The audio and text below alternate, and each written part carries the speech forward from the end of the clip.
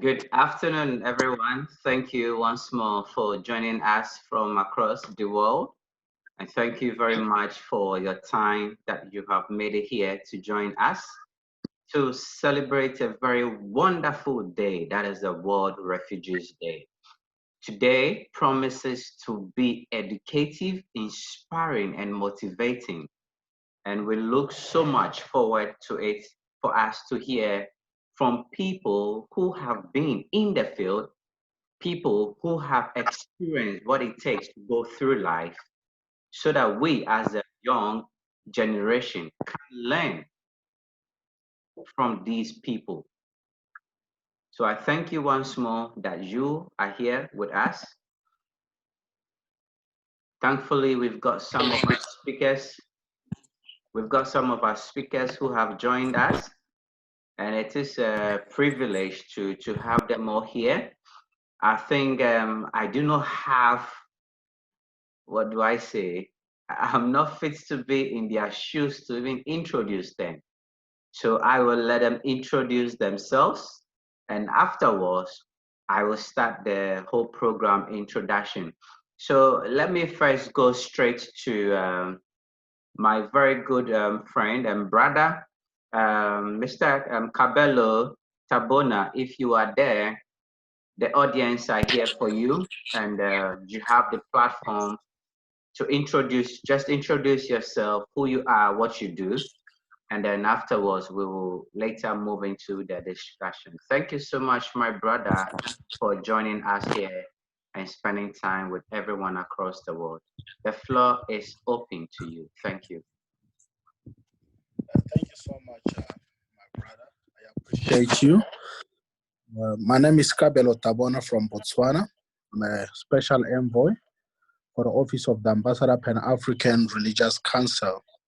I also serve under Africa's Formula for Development in South Africa, an organization that is committed to engaging young people in fostering social cohesion through vocational training skills.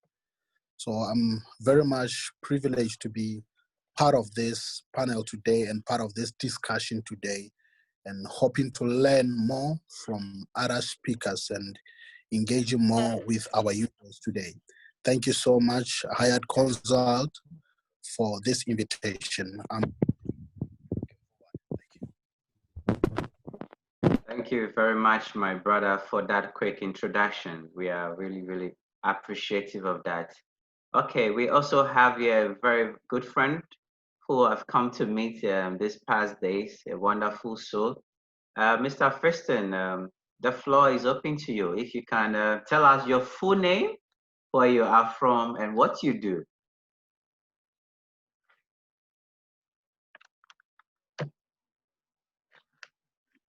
Thank you so much.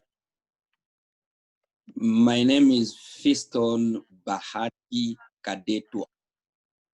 I come from DRC, but currently I'm living in Zimbabwe as a recognized refugee.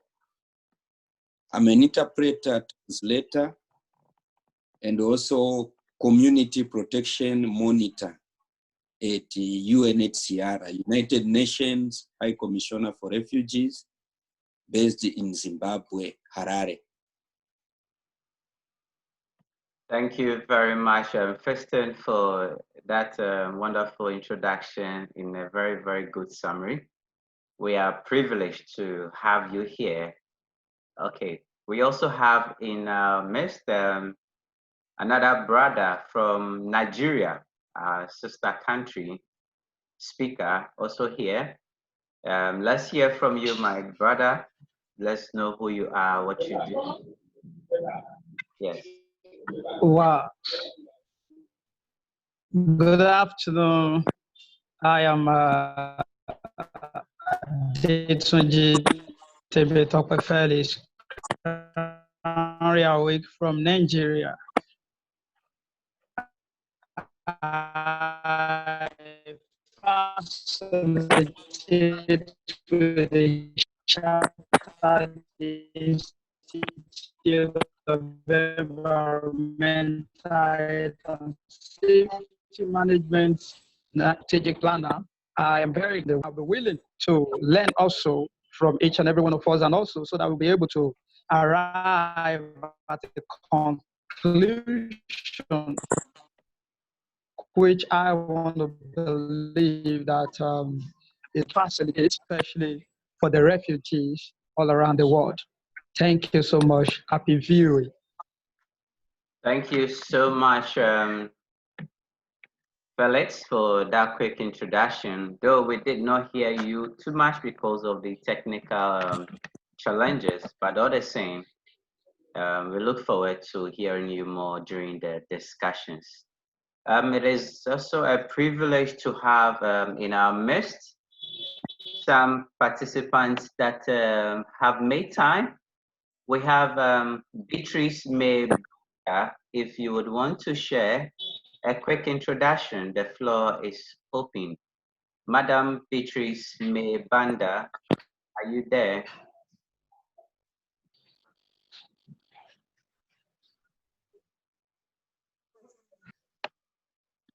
All right, so let's go to Madam Dorothy. If you are there, can you share a quick introduction?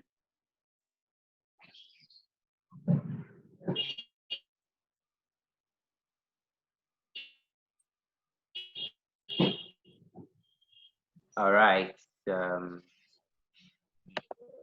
Let's see. We also have another participant all the way from. Okay. We have Dr. Beatrice May from Zambia. She has sent a chat. Dr. Beatrice May from Zambia. It is a privilege to have you here, madam. God bless you. Okay. We have Ellie. Ellie, if you are here, can you see a little quick introduction? Ellie.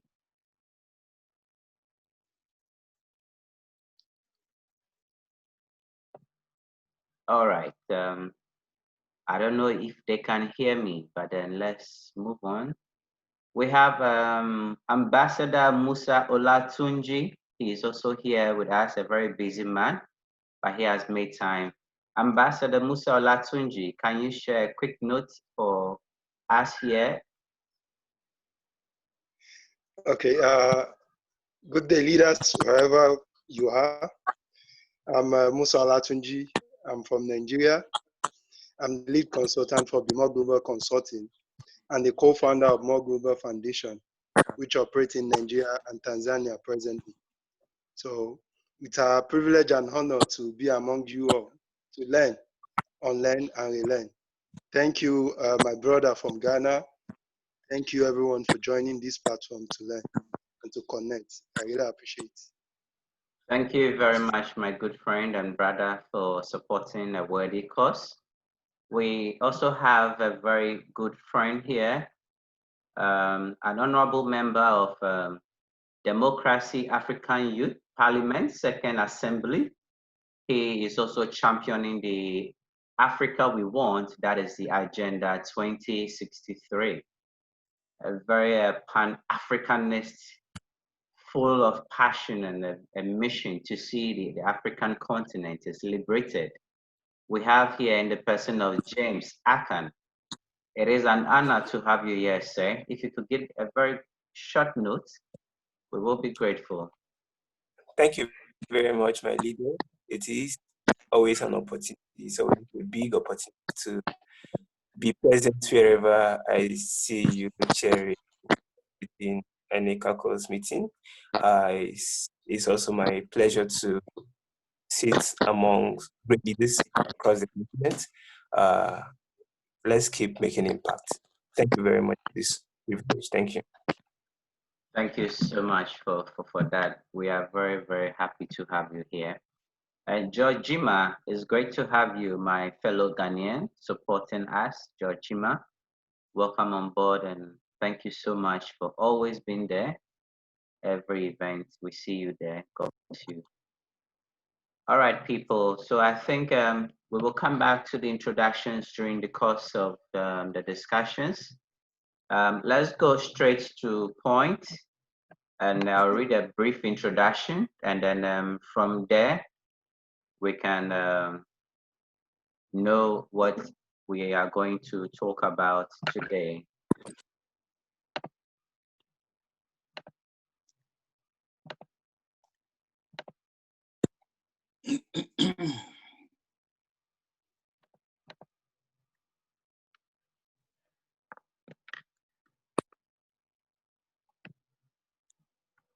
All right, people. Today, it is an honor to be here in the Authority of High Consult together with MUN for Skills and then International Institute for Human Development to organize a side event in commemoration of today's observation, that is World Refugee Day 2020.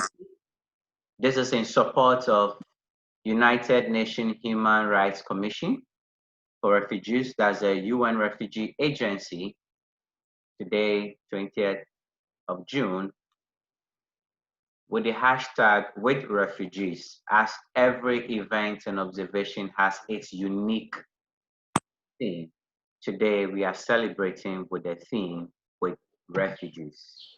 Now, over the past decade, the global population of forcibly displaced people grew substantially from 43 million in 2019 to 70 million in 2018.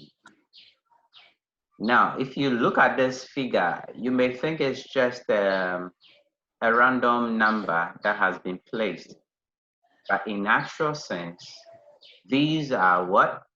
Your brothers, your sisters, my brothers and sisters, our brothers and sisters across the globe. So we cannot forget them. In a world where nearly one person is forcibly displaced every 2 seconds. Wow. When I saw this report, I'm like, you mean when you just count 1, 2, that is 2 seconds. As a result of persecution and conflict, it means that the work of UNHCR is more important than ever before. Hence the need to support, starting with the World Refugees Day. Many people don't see today as a significant day if it does not have any positive bearings to their livelihood. But then believe you me, we have refugees living among us who are doing superbly well than even the actual citizens of the land. And that is true for a fact. So the purpose of today's webinar is for us to share in the experiences of those who have been in the field, those who have knowledge about refugees and what they need, as we shall focus on the role of civil society organizations. So it is important that today means something for our brothers and sisters who are seeking asylum in your country, my country, and in other countries. So the objective and rationale for today, there is a greater need to promote tolerance and respect for people forced to flee. Secondly, civil societies need to collaborate to play a decisive and visible role in providing hope and help to refugees. Hello? And the third one is what? Yeah. Solutions to Hello, I can hear you. Hello, I can hear you.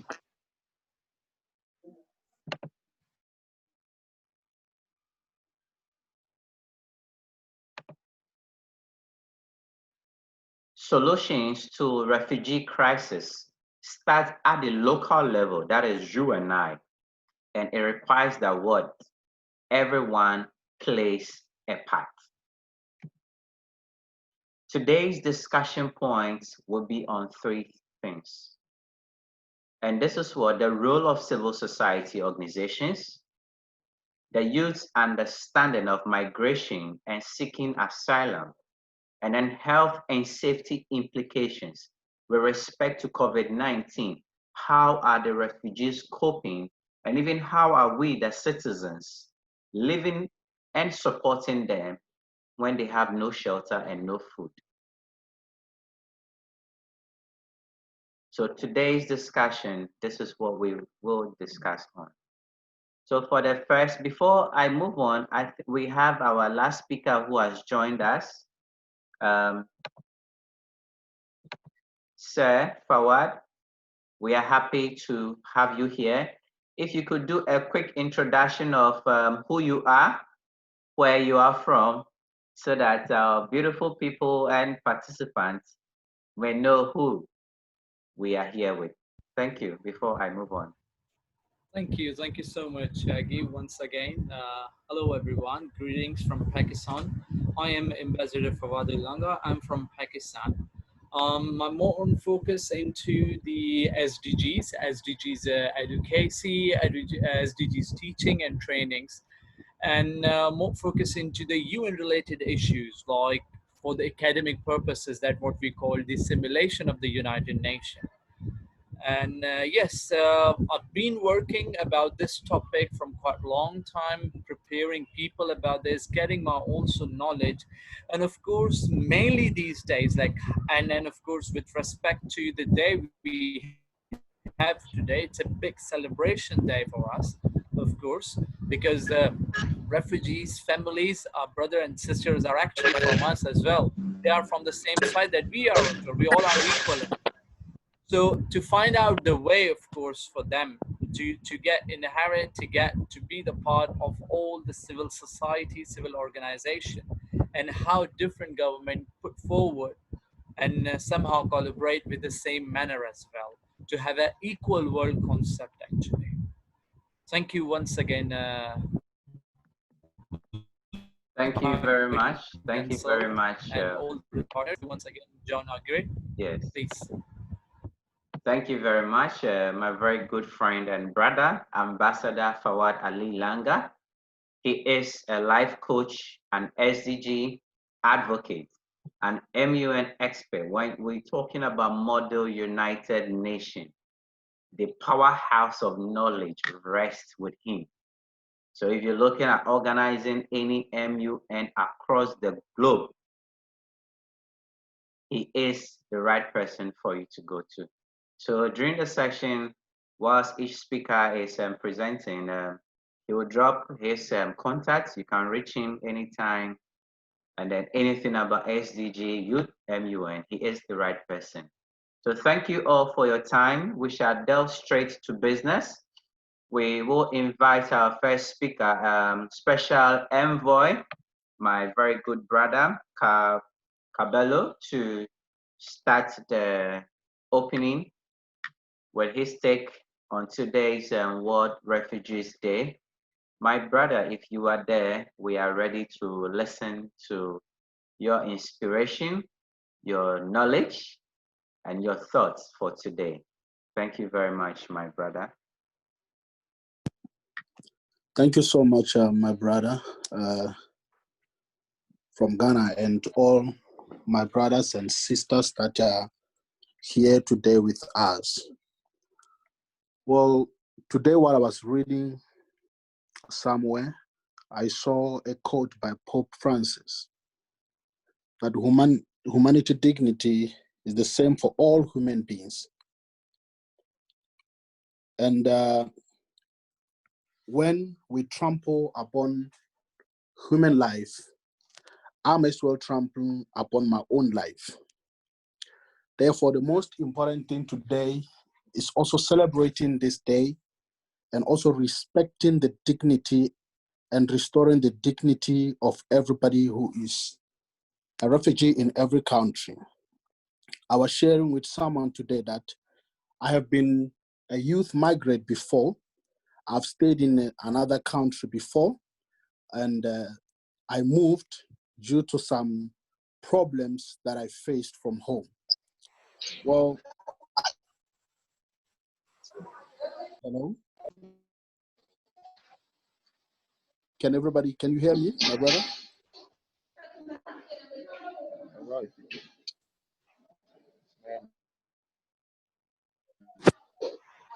Hello?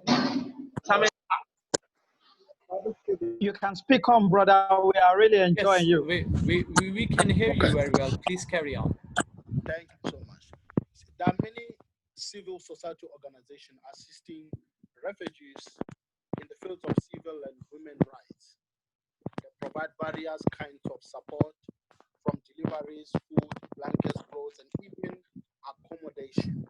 My brother, if you can increase your volume a little bit, we cannot hear you much.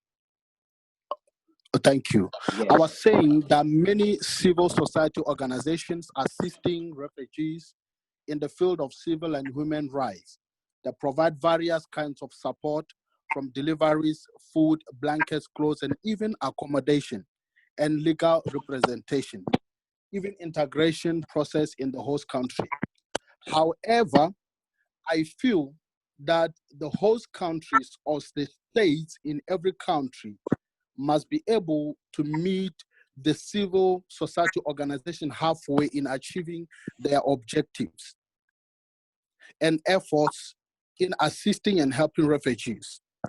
I feel, my brother and everybody listening to me, that yes, there are many civil organizations, but our state or our countries and our leaderships in the countries and government officials are not doing much. They are not doing much in order to help people who have come into countries or states to seek asylum and as refugees as well, to feel comfortable. They are not helping them in order to access, for example, basic information to health, education, and all that. But today we acknowledge those civil society organizations that are helping refugees all over, and even accompanying and assisting them during their road to a new home, and even assisting them during the proceedings and integration in the host countries. Those civil society organizations like Alianza Americas, which advocates for the rights of the refugees and spreading awareness on international protection of refugees, and even speaking against the abuse and punishment of those who seek asylum and protection. That is why today I feel that all of us here committed for social change must be able to be advocates in our countries, raising awareness and showing our country leaders that refugees, resettlement programs and protection and better housing, accessibility to health is more important to them. So I thank you, my brother, for coordinating this day to day to share more ideas and more knowledge and more experience on how we can handle and treat our brothers in Africa. For example, somebody listening to me here might not know that I was once stuck in a country in Zimbabwe. I remember 2014, I shared a story with one of my friends, and he told me that he was able to make a lot of dollars in a month. I decided, since my family is struggling, since I cannot eat, I cannot put food on the table, then I have to take the advice of my brother and relocate to Zimbabwe, at least even for a month, in order to raise money in dollars so that I can able to feed my family, so that I can able to bring bread to the table. I called a certain church. That was my initiative. That was my idea, that I would sleep at a church anywhere in Zimbabwe. Unlucky me, when I arrived there, the church where I called, they were closed for Christmas. I was stuck in the bus rank without anybody being there. A loving family had to pick me in the bus rank because I was stranded until midnight, and they saw me there. They took me to their house and they even accommodated me and even gave me a job in the coffee shop, where I made money within 2 months as planned. Then I decided, fine, I'm going to South Africa in South Africa, where I'm going to be staying there. Why did I relocate? I relocated because I was running away from poverty. I was running away from suffering and struggling. I was running away from being ashamed of how I'm living. So it pains me a lot to see that in Africa, we don't have leaders in our countries who are so concerned about the lifestyle of refugees out there, our brothers and sisters who are fleeing away from their countries in search of peace. I've been speaking with Fiston, my friend Bahati from Zimbabwe, and we've been talking and liaising that, my friend, I'm a humanitarian. How can we come on board and how can we collaborate in order to see that the refugees living in our countries or even outside our countries are having access to food, access even to medical support and medical supply. And this is a concern, my leadership. It's a serious concern because I've been asking myself a question. I was able to relocate and find somebody who met me and helped me.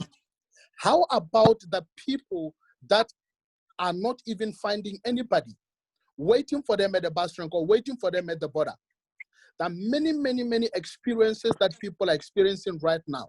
And amidst this pandemic, COVID, borders are closed. But how about somebody who is struggling in a certain country? How about somebody who is stuck by the border now? So this is a major concern, and I believe that today, after this particular event, we are able and we are going to be able to stand on our feet and advocate and speak and raise awareness in our particular countries. And I'm committed and determined here that through the organization I serve in, Africa's Formula for Development, we are all going to come together and raise an awareness amidst this pandemic COVID to make sure that refugees in our country have access to medical help and provision of sanitizers and even food relief during this program. Can you hear me now? Yes. Yes, we can hear you, brother. Can you hear me? Yes, brother, we can hear you. You're making progress. We can hear you. Thank you so much. Yes. My brother, in short, many people, especially young people, they migrate for many reasons. They migrate for a lot of reasons. There might be personal reasons. Some of them might be migrating because of life transitions and, for example, looking for a job or finding a better education. But I feel that we need to liaise with our government in helping civil society organizations in order to raise an awareness of how we need to treat our brothers and sisters who are looking for peace in another country. This is a very important discussion, my brother, and it has brought me to think. Since you sent me this invitation, I've been thinking. I said, fine, in my country, Botswana, I've built a serious political affiliation and political network. I have access to the Minister of Immigration. Then I said, maybe after this discussion, I need to look at the Minister of Immigration in the face and ask her, what have you done concerning the refugees? How are they being welcomed here? Because everywhere is quiet, it's silent in our country. Everybody is celebrating. People are enjoying food relief supplies. But what about those in refugee camp? How are they receiving help? That is why I've determined and committed myself that immediately after this discussion, I'm going to face her and say, we need to be able to meet the UNHCR halfway in helping and assisting and welcoming our brothers and sisters to have comfortable homes here, and even access to land where they can be involved in various agricultural projects. Because refugee people staying in our country and in our countries, there are people with talents, there are people with skills. If they are brought on board, they can contribute to the development and sustainability of the country.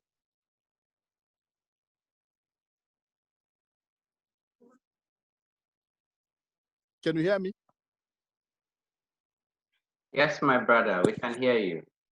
Thank you so much. Thank you so much. So basically, that is that, my leader. Let me give a floor to other leaders as well to add on what I've just said or ask questions.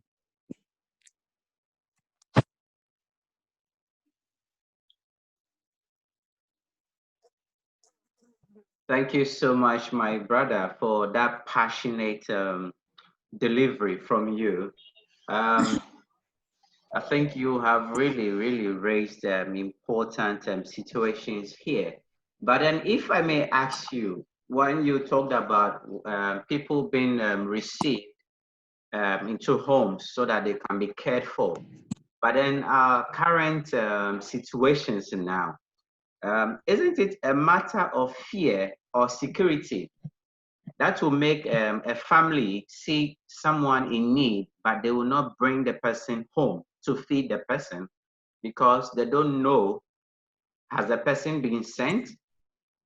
Is the person under disguise? Or the person is genuinely in need of food and shelter?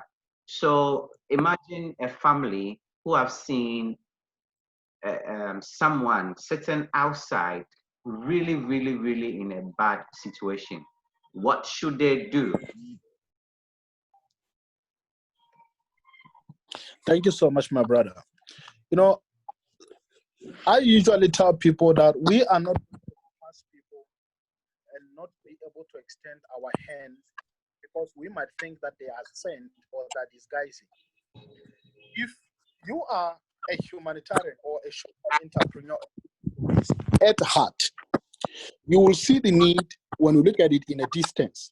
You don't have to be told that you need to help or you need to extend a hand. I mean, yes, we are going to face a lot of people who come with different intentions every day, but that shouldn't stop who we are. That shouldn't stop what is your passion, to do your passion. Your passion is to see the need and be able to meet it. I feel that asking questions, for example, the family that saw me in the bus wreck in Zimbabwe, they were able to ask me, are you fine? And there were many people that were passing me by until that one person came to ask me, are you fine?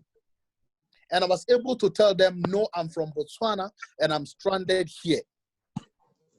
I was expecting to sleep in a local church here, but they are closed for Christmas. And I showed them my ID. If somebody is genuine, they'll be able to do anything and offer you any information in order to get help. But we can't judge people by maybe the experience we saw on television or we read on novels that don't assist anybody you see on the road. Sometimes when you are doing what God has put on your heart, He Himself who is above will protect you in the midst of everybody with bad intentions. So I say, ask Him, are you fine? Just a simple question, are you fine? You'll be able to know whether somebody is disguising or not. But what matters is you have done your best. You have helped. I believe I've answered you, my brother. Thank you so much, my brother. So what you have made us know that today, once you see someone who we really not necessarily looks out of place, as human as we are, the first question is, are you okay? How can we help you? I think these two words alone are even enough to uplift anyone's spirit, to even make them feel okay. Thank you so much for that powerful message, my brother. Thank you so much. Thank you so much for that. Later, we shall come back and then have a deeper life experience where you can share with our audience. For our next speaker, so thank you very much, everyone who has joined in. Today is World Refugee Day, where we are marking a day to celebrate our wonderful refugees across the globe.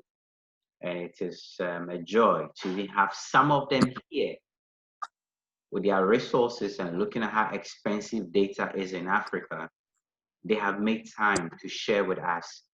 So thank you for your time, for your patience as we delve into what it takes to be a refugee and what it even takes for us as the ordinary citizens to embrace them in our everyday life. Shall we welcome from Zimbabwe, Sir Fiston, to share his thoughts on today's Refugee Day and his life experience so that we can learn what goes on around the scene. Thank you so much, sir. The floor is open to you. Thank you so much, Mr. John.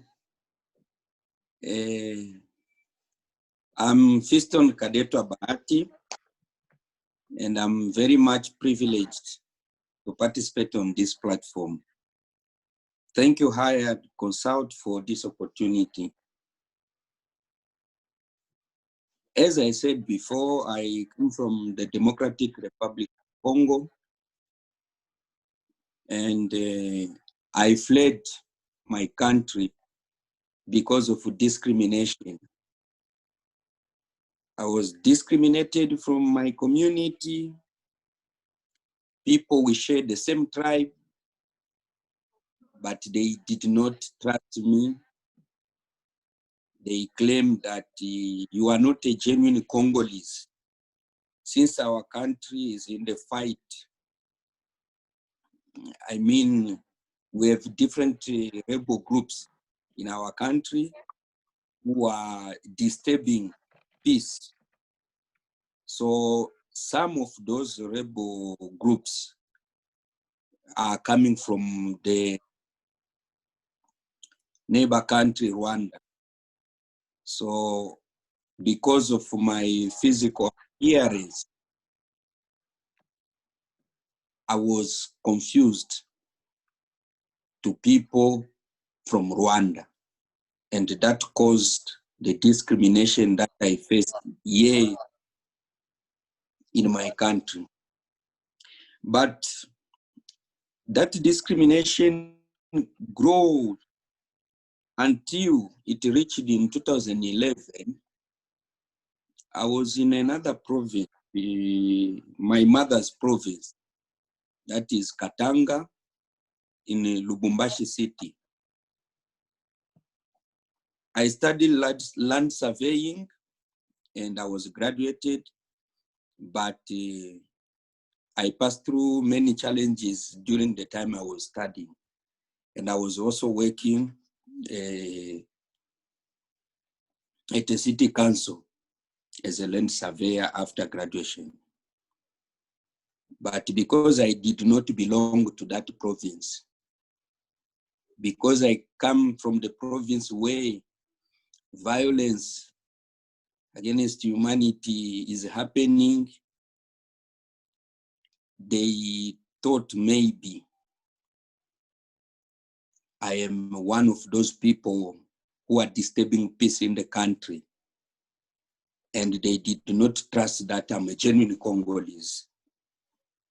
So one night, I was coming from work, going home. On my way, since it was in a dark, a bit dark, I can say, I saw a group of people coming behind me. I could not stop since it during the night. Then I said, let me just continue. I continued. When we reach at a certain corner, those people, they increase their speed until they reach where I was. One of them asking me, what are you waiting for since we told you to leave our province and go back to your country, Rwanda? Because you are not a genuine Congolese. You are the people who are causing violence in our country. I said, no, I'm a Congolese as well. I was born in here. I grew up in here and I'm studying here. You know that because those people, I knew them. Some of them were my workmates. I don't know if it was also a kind of jealousy that motivated them to claim that you are not a genuine Congolese and you have to leave our province. I tried to explain myself to them, but they did not agree. They decided to assault me. I was seriously beaten that night.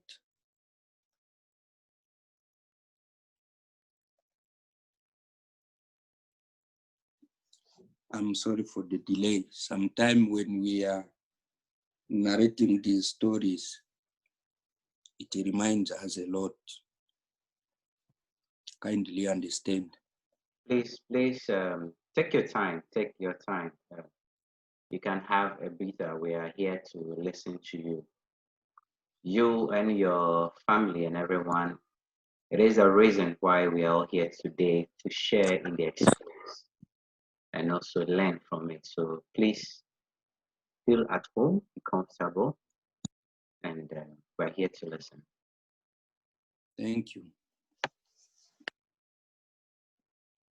I did my best. I crawled until I reached on the main road where someone assisted me after I gave my address to the person who assisted me. He took me up to my house. I was living alone by that time.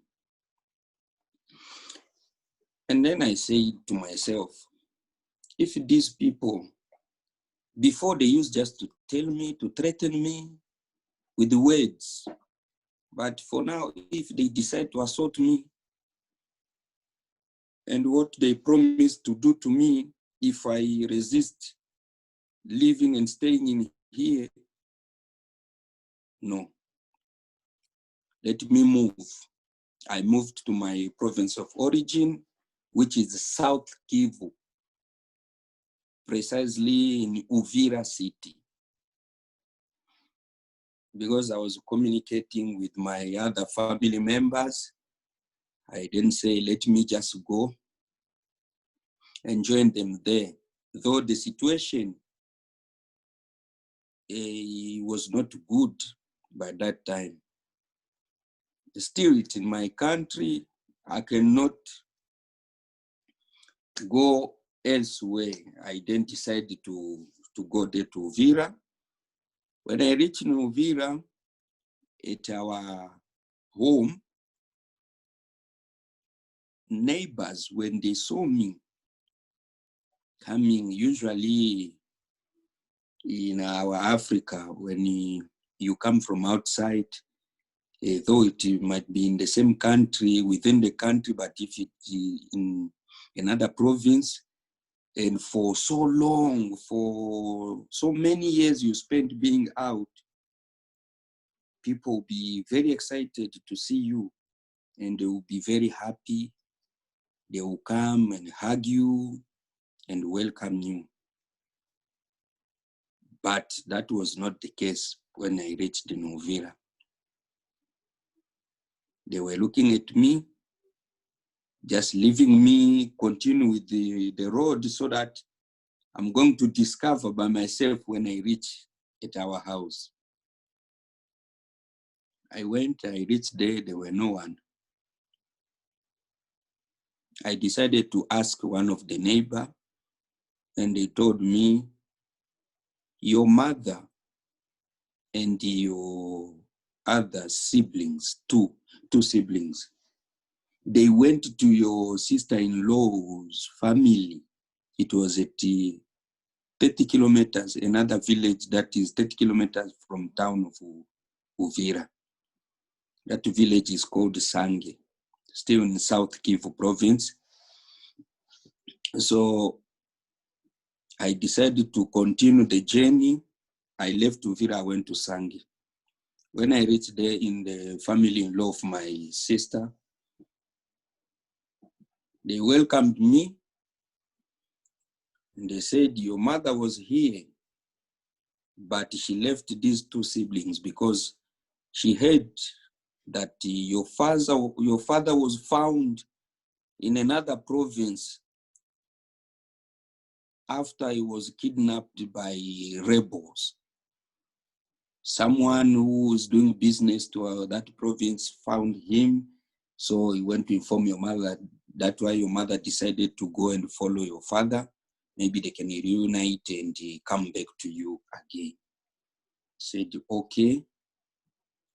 The very same night, sleeping me, my brother-in-law, my younger brother who was 18 by that time in 2011, and my younger sister was 9 years old. We were just in the house. I did not even sleep to wake up the next day. We heard some people knocking on the door.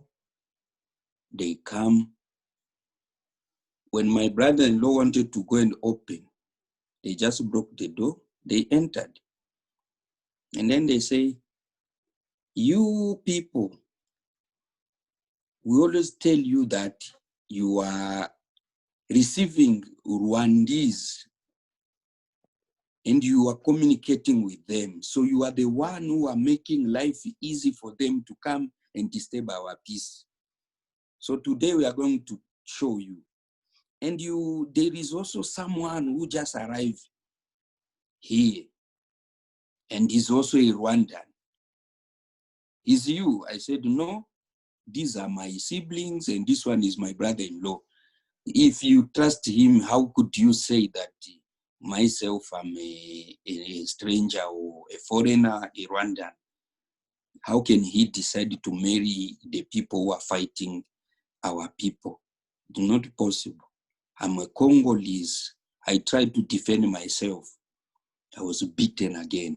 For that time, they beat even my brother-in-law, whom they trusted being a genuine Congolese, just because he accommodated my 3 siblings, and myself. And then they say, okay, so if you are really Congolese, you are genuine Congolese, you can join us so that we go and fight those Rwanda to show that you are really a genuine Congolese and you love your country. You can fight for your country, because a genuine person, a genuine citizen, have to fight and defend his country. I said, no, I cannot join you because I cannot go and kill people just because someone decided to tell me to go and kill. No, I can't. They say, so is that your decision? I say, yes. They beat again. My stepbrother tried to defend himself. He tried to escape and ran away. They shot him. And he died.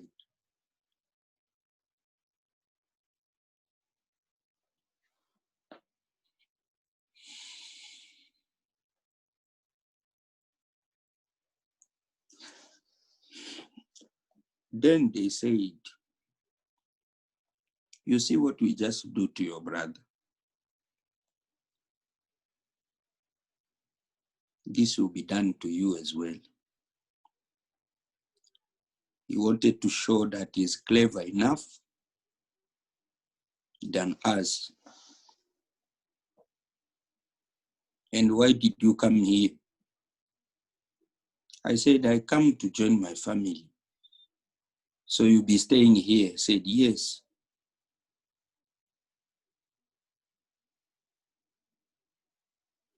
They say, okay. We'll come. If you resist with your decision of not joining us, we are going to kill you because we consider you as enemies. Yet you are already enemies because you are not Congolese. You are the people who are creating trouble. You are disturbing the peace of our country. You are killing our brothers. They left. When they left, since we were assaulted, me and my brother-in-law, because we were matured than my two other siblings. My brother-in-law told me, he said, if you do your best, I will hold you. You can put your hand on my shoulder. Let us walk, though it will be slow, but we can reach at the main road. I did my best. We went, me, my brother-in-law, and my two siblings, one boy and one girl. We did not bury my step-brother. The very same night we left. When we reached on the main road, cars were passing. He did his best to stop some of them, but they did not stop until we found a car for these Catholic priests that was going to Vera. He explained to them, since I could not myself stand or be able to talk because of the pain of the assault, we boarded that car. We went up to Uvira. When we reached Uvira, he said, since we have the same group in our village and here, they are going to communicate and they are going to fulfill their promise. And anyone who will be contacting you will be killed if you disappear. So we cannot make someone be killed if we accept him to accommodate. We decided to leave Uvira as well, using the boat mode of transport. We went to Zambia. I received some traditional treatment in Zambia. Even in the boat, they put some traditional medicine in my body. And I was given also some solution of medicine, traditional medicine, so that I could reach the destination. When we reached in Zambia, we did not have papers. No one told us about the refugee camp. We then talked to a truck driver from Pulungu, Zambia.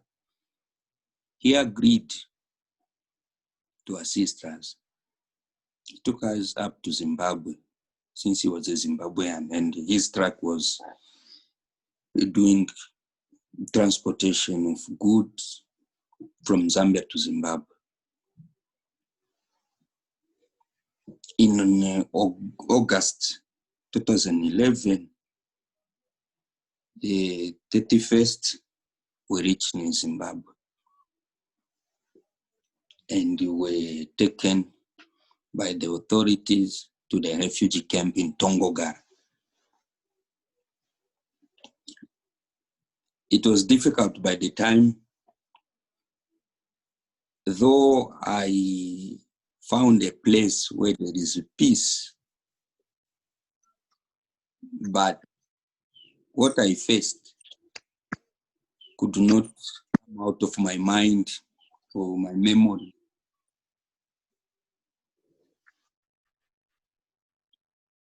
I spent a very difficult time.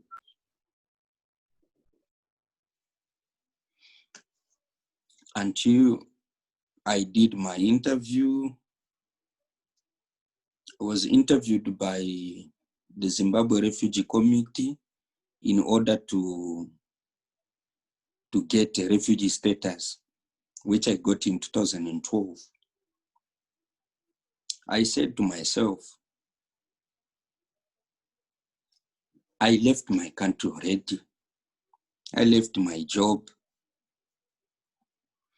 I'm a single person. But life continues.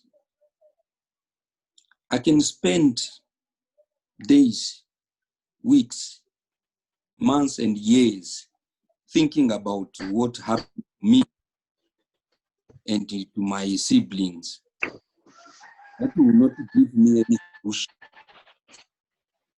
But I have to live life. I have to manage. Since I've got this peace for this time, and I'm far from the danger or from the threat, I think I have to plan about my life. I tried to apply for some scholarships at Duffy. Duffy, it's an organization that is sponsored by Germany, and they assist refugees in education. They give scholarships. You can apply and you can study university. I wanted to continue so that I can get my master's in land surveying. But by that time, I was not successful because I did not have a refugee status yet, though I was already interviewed. After some time,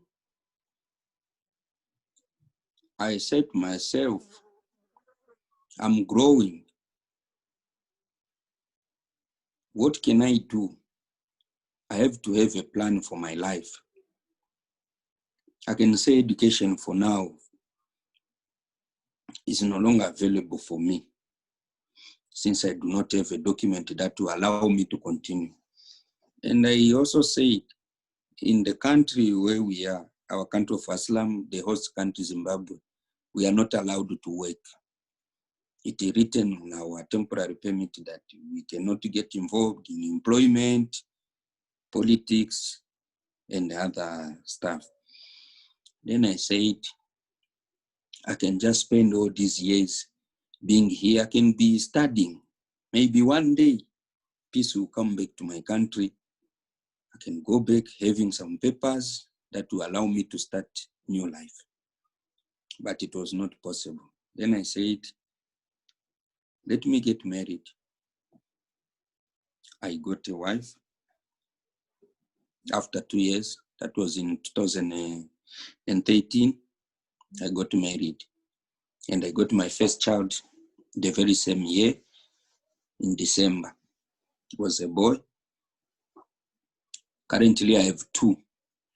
I just want to make it short so that I don't take all the time and give chance to others.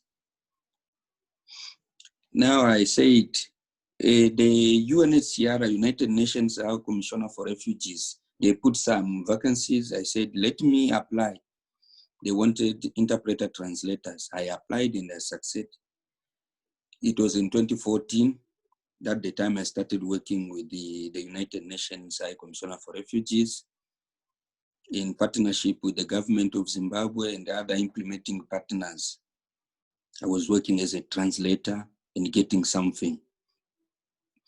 But life as a refugee is not easy, especially for young people, because some of us, they lost hope. They say, what can I do now? Nothing. They were involved in smoking, drug abuse. Because in a refugee camp, you wake up every day seeing the same environment without any business to do, nothing. Especially if you do not have criteria for to have access to education. I can say I'm a bit lucky because of the job I got working with the United Nations High Commissioner for Refugees, but the Tongoga refugee camp accommodates 13,000 refugees in Zimbabwe, more than 13,000. we are just 11 interpreters, translators who are working with the United Nations. Can you imagine out of 13,000, only 11 people? Let's say among the 13,000, we can have 6,000 or 5,000 young people who are not doing anything. If they do not have criteria of access to the education, they are doing nothing. We survive in the camp. We receive every month, not regularly, because sometimes it delays.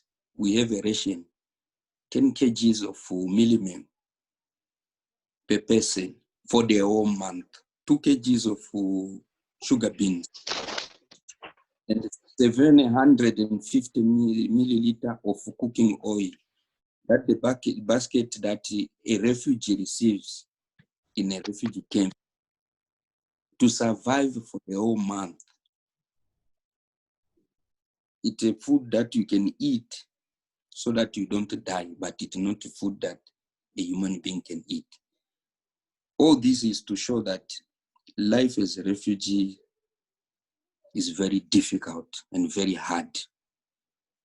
So if there are ways, if we can think about ways to help the youth who are refugees, I think it's going to fix something in the future. Since on this year's theme, everyone can make a difference, every action count. That UNHCR theme for this year, World Refugee Day. So if we can assist this community with one, even with the pain, that pain can help them to write their problems.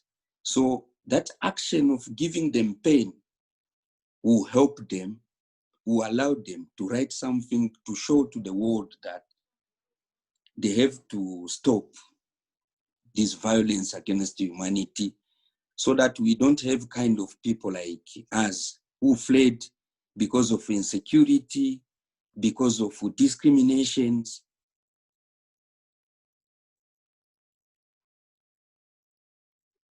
Yeah, it's very sad. Allow me to stop here. It's a very long story, but I think we'll have many opportunities to share. Thank you so much, Mr. John.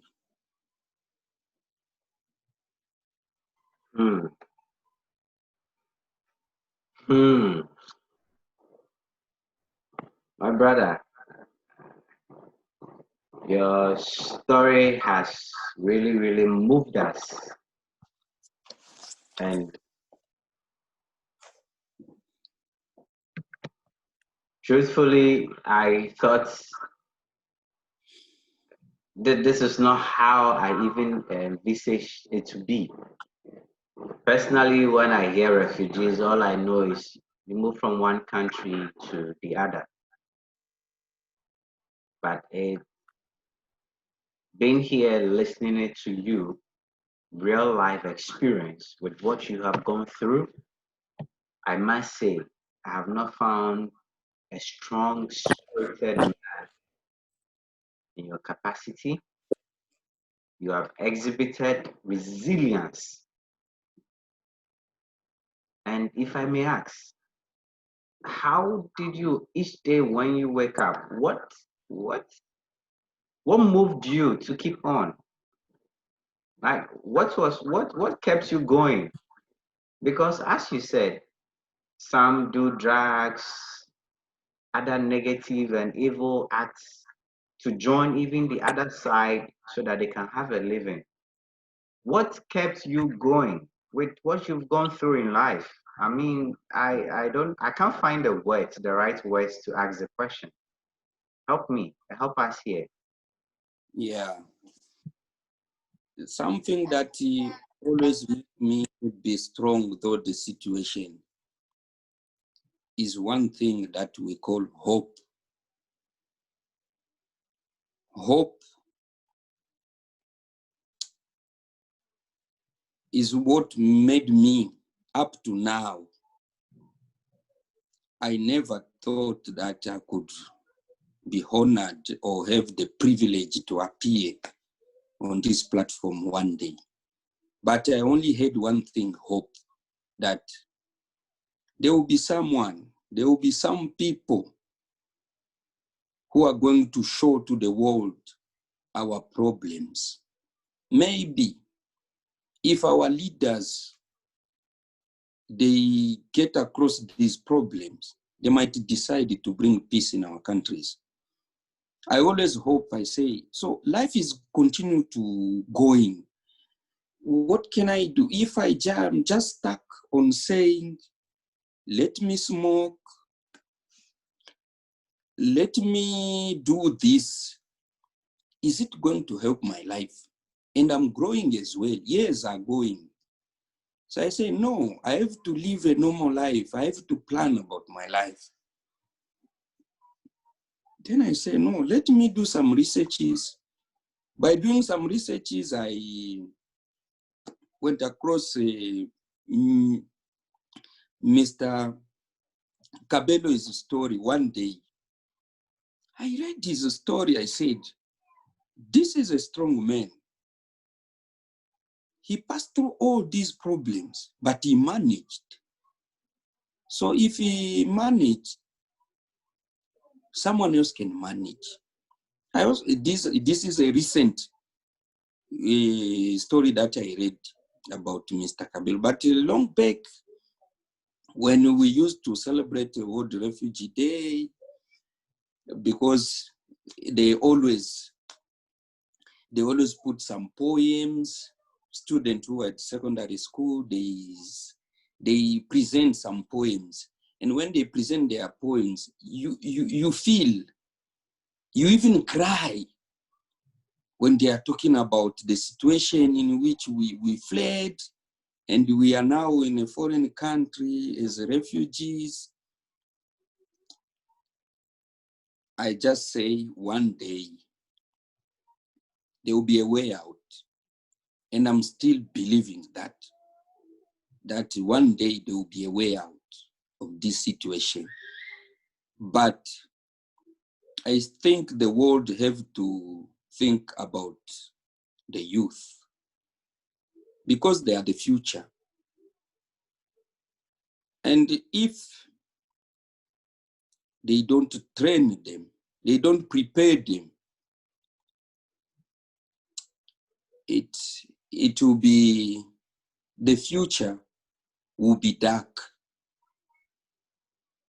If you can just visit a refugee camp in your country, if you have one, and take time to talk to young people about their life in there, I'm sure you will cry. There are people who pass through difficult things 10 times than what I faced in my country. We have young people here, like here in Harare, there is a refugee camp that accommodates people who were transferred from the big refugee camp for treatment. There is a young person who was amputated during the assault on the right leg, and the left leg as well was fractured 4 times. He is on a pending operation as we are speaking. It's just an example out of 1,000. And can you imagine that person is only his brother, young brother, not his father, his young brother. He's the one who is taking care of him here in this refugee camp. Yeah, in short, hope, that's the only thing that helped me. And I said, life is not going to wait for me. If I smoke first, then after I will leave. No, it will not allow me that. So let me live life as I have it in front of me. I do not know if I answered your question.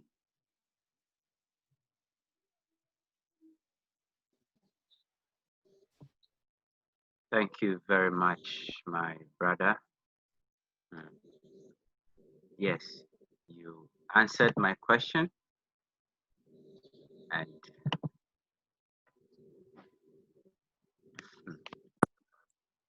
you really have a story that you have told us today. And Yeah. I think, as you rightly said, it is hope that kept you going. And I believe Yeah. that same hope is what today we are hoping with the word hope, that the world is going to be a better place for us. And each one of us, in our own way, small or big, will make that positive change starting from where we are. Thank you so much, my very good brother. We met just less than a week, but during that short period, about 3 or 4 days ago, it's been a great experience, and I'm happy to hear this story, to guide me and guide all the other people here as participants, that every life is important, that we learn to embrace each and every one, because peace, love, unity, once we have these, I don't think there will be war. And once there's no war, we will live in harmony. Thank you so much. It's not going to end here today, as I believe that today will be a catalyst to transport us to greater heights, so we all have improved livelihoods and a family and a home to always come to. Thank you so much for today. You're welcome. My dear participants, you have heard the story. I have seen the chats which you have all put there. Indeed, it's true. It is true. Everything you have written there is touching, and it will surprise you that the same humans, some are also causing mayhem and atrocities across the world. So I do hope that as we are here today, we may be part of the process to heal the world. Thank you so much. I would like to call on our next speaker from Nigeria. And when all the speakers are done, then we will open the forum so that everyone can share in their thoughts, and then we engage the speakers. So our next speaker is from Nigeria, my very good brother, Crown Felix. You have the floor. Thank you. Wow. First of all, I want to tender my moral empathy to the moral conscience of our brother who have just, related his experience with us. Seriously, my mind and my heart was maniacally bewildered. And seeing a strong man like you, I am a bit emotional. Seriously, my prayer goes to your family and to you as well, that your testimony is going to be a pedestal to advocate and facilitate for a positive change across the whole world. May I start with, based on the information we have been able to gather and the experiences of some powerful and great people. There are some few things that I believe that we need to understand as a refugee, or probably for putting up security measures in ameliorating the challenges that refugees encounter The truth of the matter is that everybody can, or anyone can be a refugee at any time. What I mean is anybody can be a displaced person at any time. It depends on the rising circumstance at the moment. And that's the reason why this type of electronic conferencing, colloquium, or symposium gathering will be able to help us to continue to brainstorm and coming out with some coming out strategies that will help us and help our affected people. I will not start by talking about the definition of refugees because this is an light and an ID setup. Based on the fact about putting on security measures for refugees, it must, number one, it must be a collective effort. What do I mean? There must be a kind of joint end task force that will really help. The whole project cannot just be executed by the United Nations. Yeah, it can't just be executed by the United Nations alone. International non-governmental organizations, and also the state, the government,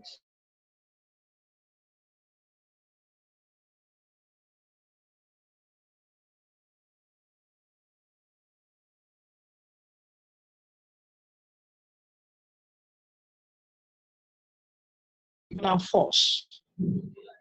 Well, fingers are not equal. That is according to a Yoruba adage, based on the foundation that produced me. You know what?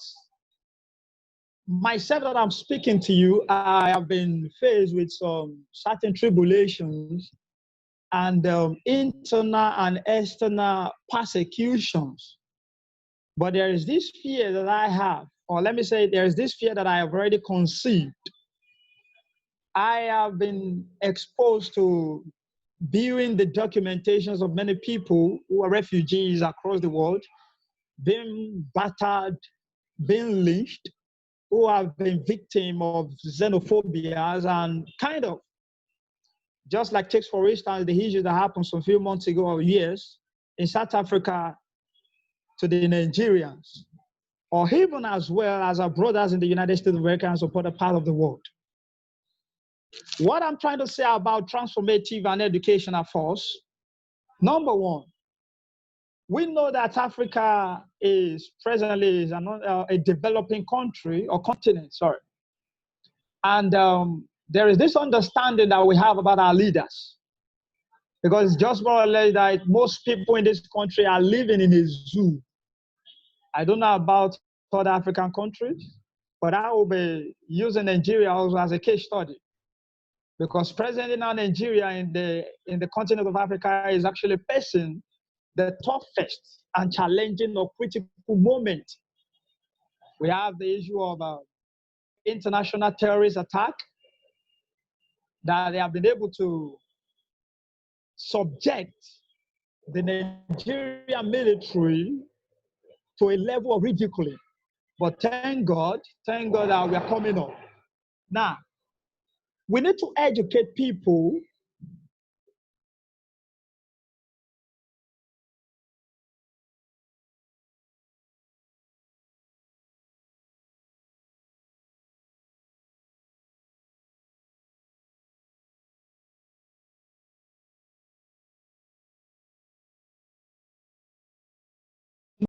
the environment we are migrating into as a place of settlement is very sacrosanct and laconic. I mean, it's very important, of highly significance. So getting to know where we are exodus into will really help us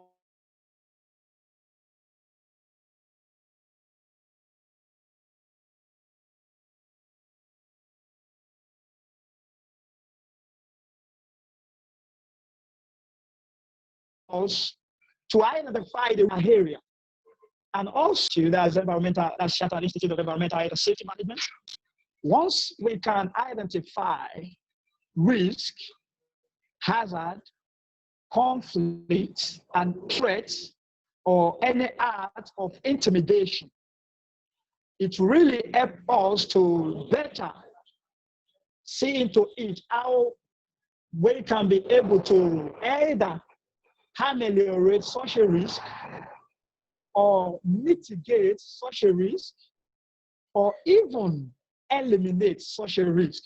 Though there are some risks or threat or hazard that cannot just be eliminated, but there is something we call risk appetite. That has to do with our ability to be able to convert threats, risk into opportunities.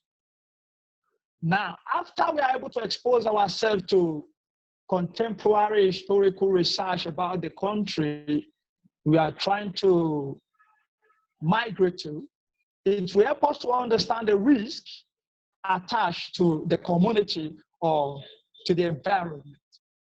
Not only that, another point I will be striking on my balance has to do with ourselves. I will still talk about in case we just find ourselves either by accident or there are some unplanned moments or there's something we call unforeseen circumstances or unforeseen contingency, things we never planned for and we just find ourselves in it. Immediately we try to get to the environment unfamiliar to us. There are ways to identify people of like minds, even though most people will not want to believe in the fact that they are their brother's keeper. But this thing it is embedded in the scope of this transformative and educative critical consciousness. We must begin to preach and we must begin to live a life of selfless sacrifice, seeing every individual, irrespective of their religion, irrespective of their race, irrespective of their color, irrespective of who they are, that every human being are all of God's creation. The people that lynch, the people that kill, the people that murder, the people that try to destroy people's property, they don't have love in their heart. And as a matter of fact, their whole world at this point in time is at a climax of hatred where everybody is just trying to seek for a means of survival. And that's the reason why I'm appreciating this type of international symposium, where we must begin to educate people, and not only that, advocating for the right of every individual, irrespective of who they are. We must begin to condemn stereotype. We must begin to condemn discrimination of any kind. We must begin to condemn prejudice and every act that try to reduce the dignity of every individual. That's why I said the United Nations alone cannot better ameliorate this. And in another dimension, so to speak, I want to believe the fact that to most of us who are privileged to have access or register international non-governmental organizations or non-governmental organizations or any humanitarian services to people, it makes me, or let me say, it makes my blood boil when we see that the United Nations and all these international non-governmental organizations are actually releasing resources and funds to organizations to execute projects so as to make the world to be a better place to live. And in Africa, we are so self-centered and egocentric, so to speak. I'm sorry. I just need to out our emotion a bit. I need to do that. I'm sorry. I tender my moral apology to our moral conscience. Now, we have been hearing about international organizations giving out funds, and most of us that our humanitarian services is being implemented at a grassroots level, we just continue to hear about the news. And you see most people posting pictures online that they have been able to better ameliorate issues at the level of the grassroots when there are no monitoring body or supervising body to actually see if resources are properly channeled toward the loophole, which is actually causing a kind of sinking in the society. Now, in the area of advocacy also, as a social worker, it is really going to help when organizations can rise up and begin to give a kind of making decision to the government. Yeah, and that's one of the roles of the NGO, especially if NGO founders could no longer define that purpose. Non-governmental organizations or international non-governmental organizations they are stakeholders to every country or every government. They should be part of the decision-making team to every government.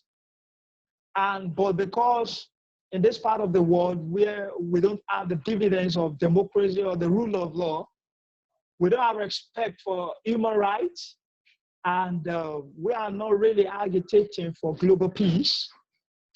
I want to believe that our ability we can organize a peaceful or a non-violent protest on the behalf of the refugee people, it really goes a very long way.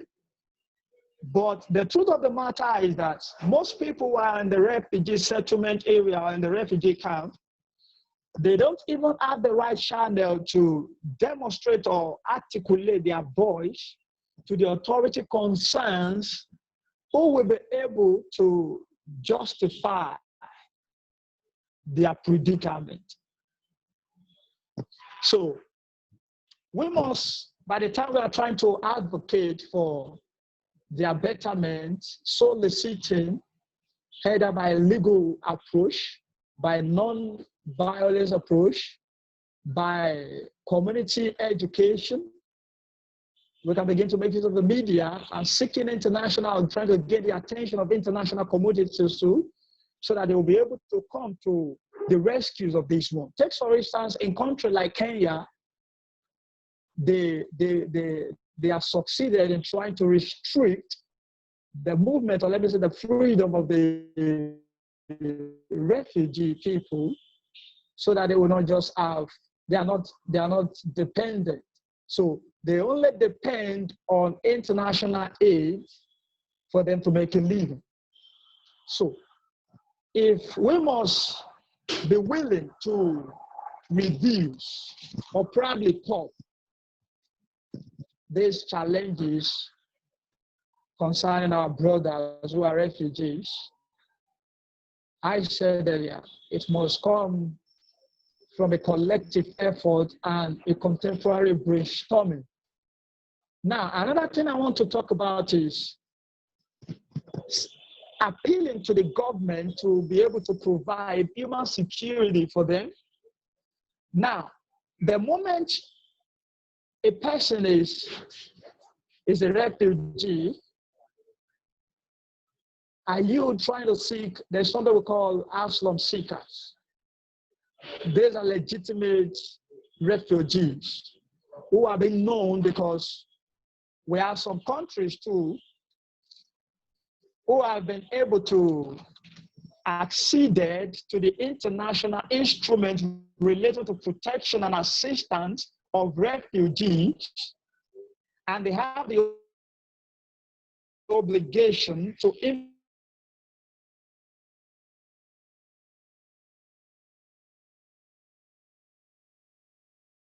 implement national legislation for refugee people. I mean, of any country that have been able to gain access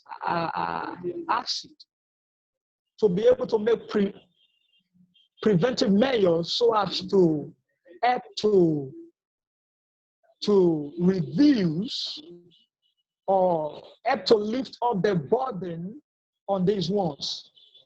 I will be talking about the help of the humanitarian workers, social workers, welfare agents, and etc. A refugee or a displaced person has been able to exodus out of his own country to another country. Such a person, we should understand the fact that he or she is going through some emotional challenges, psychological challenges, financial struggle or insolvents, marital, religion, and etc. The truth of the matter is we must be able to provide some ways to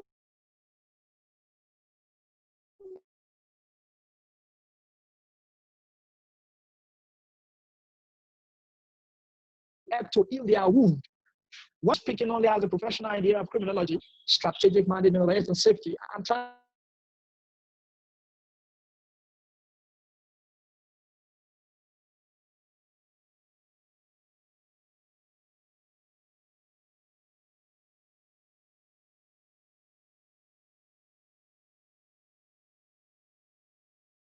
security. We have the area of emotional security. We have the area of financial security and etc. So let me start by saying on the area of physical security. No refugee can secure himself from being exposed to attack, either by physical, or it could be a threat, or probably lynching, or it could be an act of kidnapping, rape, or whatsoever. The area of physical security has to come legitimately from the authority concerned overseeing the displaced people or probably community.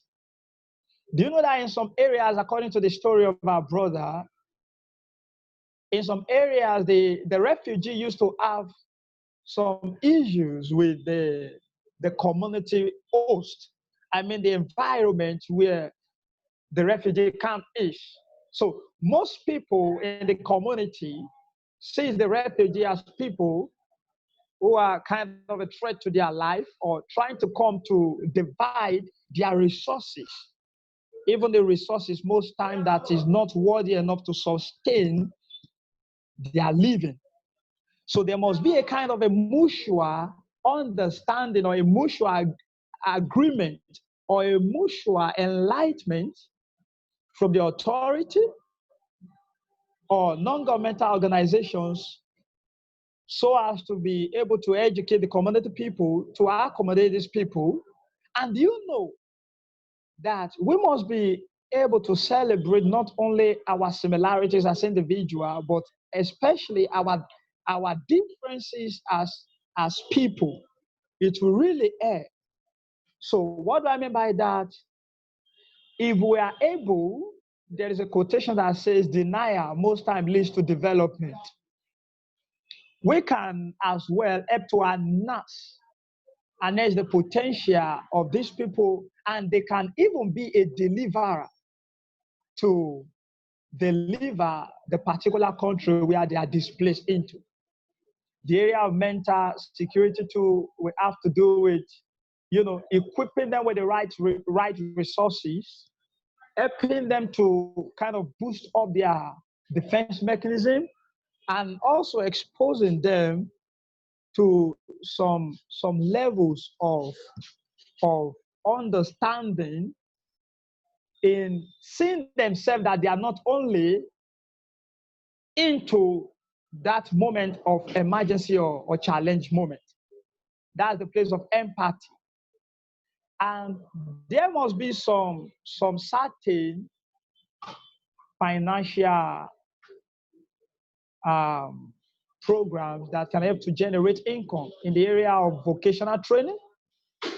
If they have some talent in them, either probably they can begin to make provisions for some things. They should be able to, there should be somebody who will be able to oversee, like a leader, who will be able to identify the potential that these people have, then try to highlight it and look for a better way to communicate or to relate it to the authority so that they can make provision for such resources. By the virtue of them manufacturing things that are sellable, they begin to have a very good flow of income. And also, I want to talk also about the area of relationship and trust. Refugee people, we should be able to believe their story and their trust. We should be able to make a kind of negotiation with the law enforcement agent, because most of them are exposed to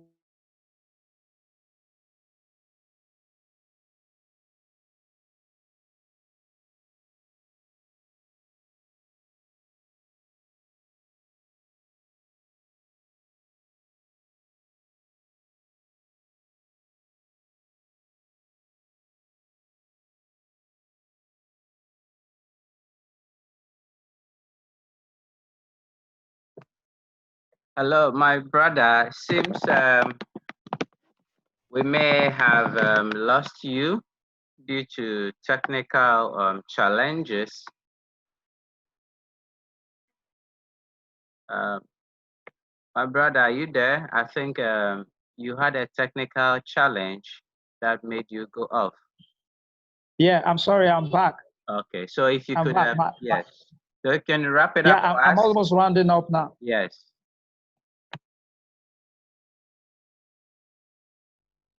So thank you so much, my brother. Yeah, I'm wrapping up already. So, and to sum everything up, I want to address the area of us as humanitarianists, the role that we must play. We must begin to rise up as religious leaders, as political leaders, and begin to emerge into some strategic positions where our voices will be better heard. Because somebody who is standing on the low pedestal will find it difficult to be a global change agent. It will be good on our own side if we can begin to involve ourselves in political actions or movements, into religious demonstration, preaching the truth, and begin to raise followers who will begin to believe, not only in our school of thought, but in the contemporary ideologies, being our brother's keeper. So all these fundamental facts will be able to help us. Now imagine if my brother, Ambassador Fawad Ali, emerged as the president or probably as a senator in Pakistan. My brother, John Agri, emerged as into the office of probably a senator too, or probably president in Ghana, and some other key sensitive positions too. You know, most of our leaders in Africa, they could not function because majority of them have been able to cross-carpet. Most of them do not possess the right education, because the essence of education has to do with the definition of education has to do with education plus application is supposed to lead to transformation. So the education that we claim to have, that we find it difficult to apply, and also try to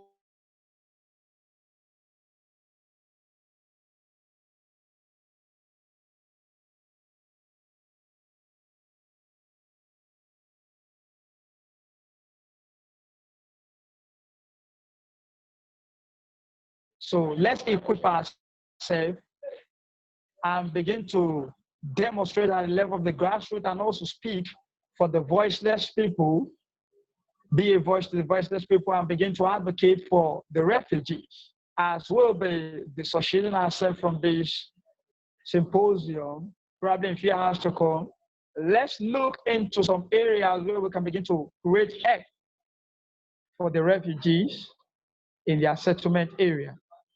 I will be willing to entertain, if time will permit, any question or any constructive criticism based on my short presentation. I want to appreciate all our speakers who will still be able to put up their voices together, that their speech is going to be a blessing to us all. Thank you for listening to me. God bless you. I am the founder of God's Arm Global Foundation, and some of our team are even online here. And I appreciate you for giving me this moment. Thank you so much. God bless you all.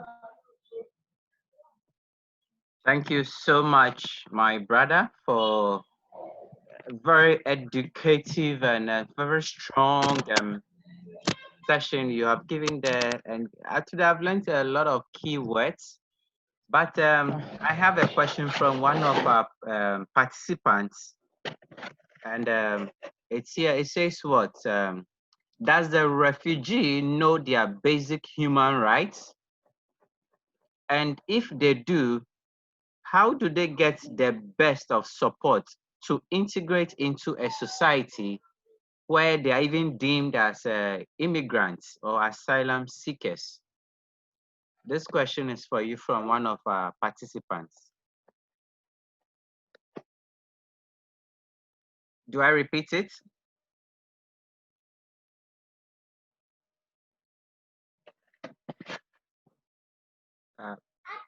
Hello, sir, are you there?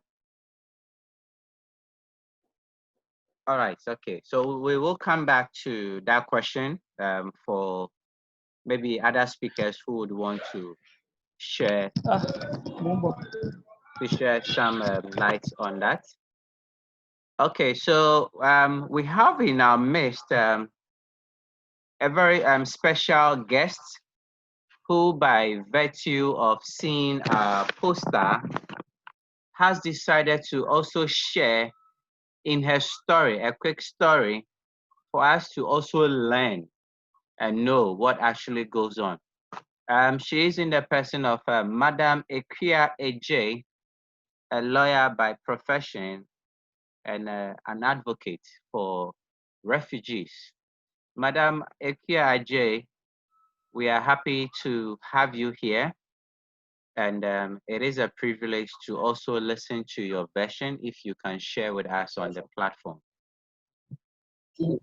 I'm sorry, brother. I lost online. I'm very sorry.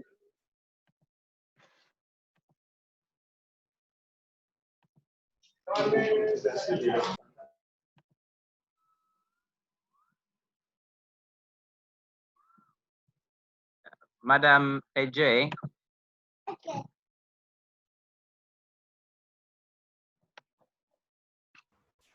Hello, good afternoon. Yes, good afternoon. We are here to listen to your... I just joined, so I'm not sure what has been said and what has been discussed. I literally just joined the meeting.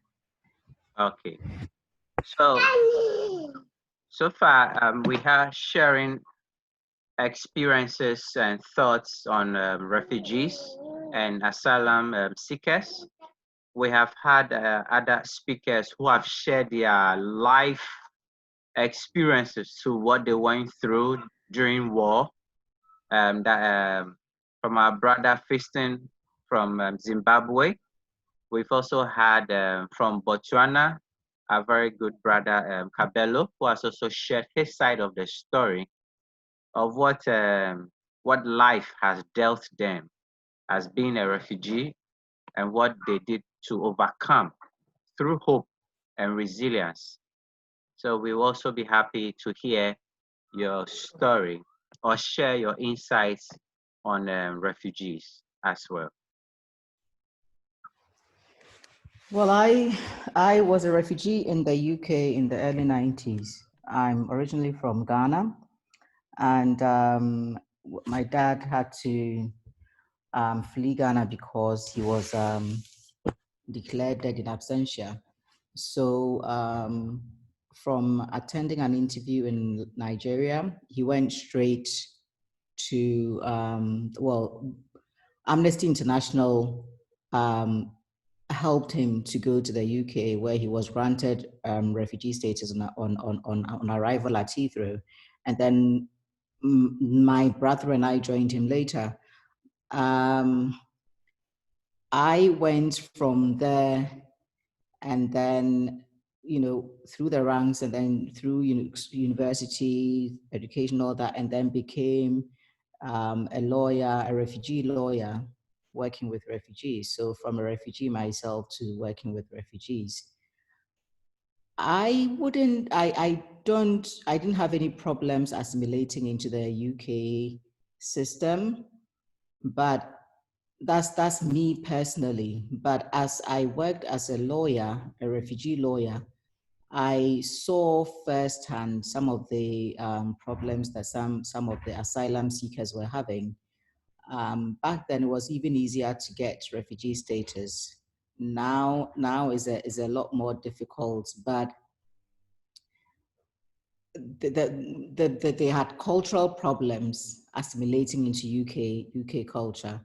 A lot of the times they were treated as on the fringes of society, and so not really as one of everybody else.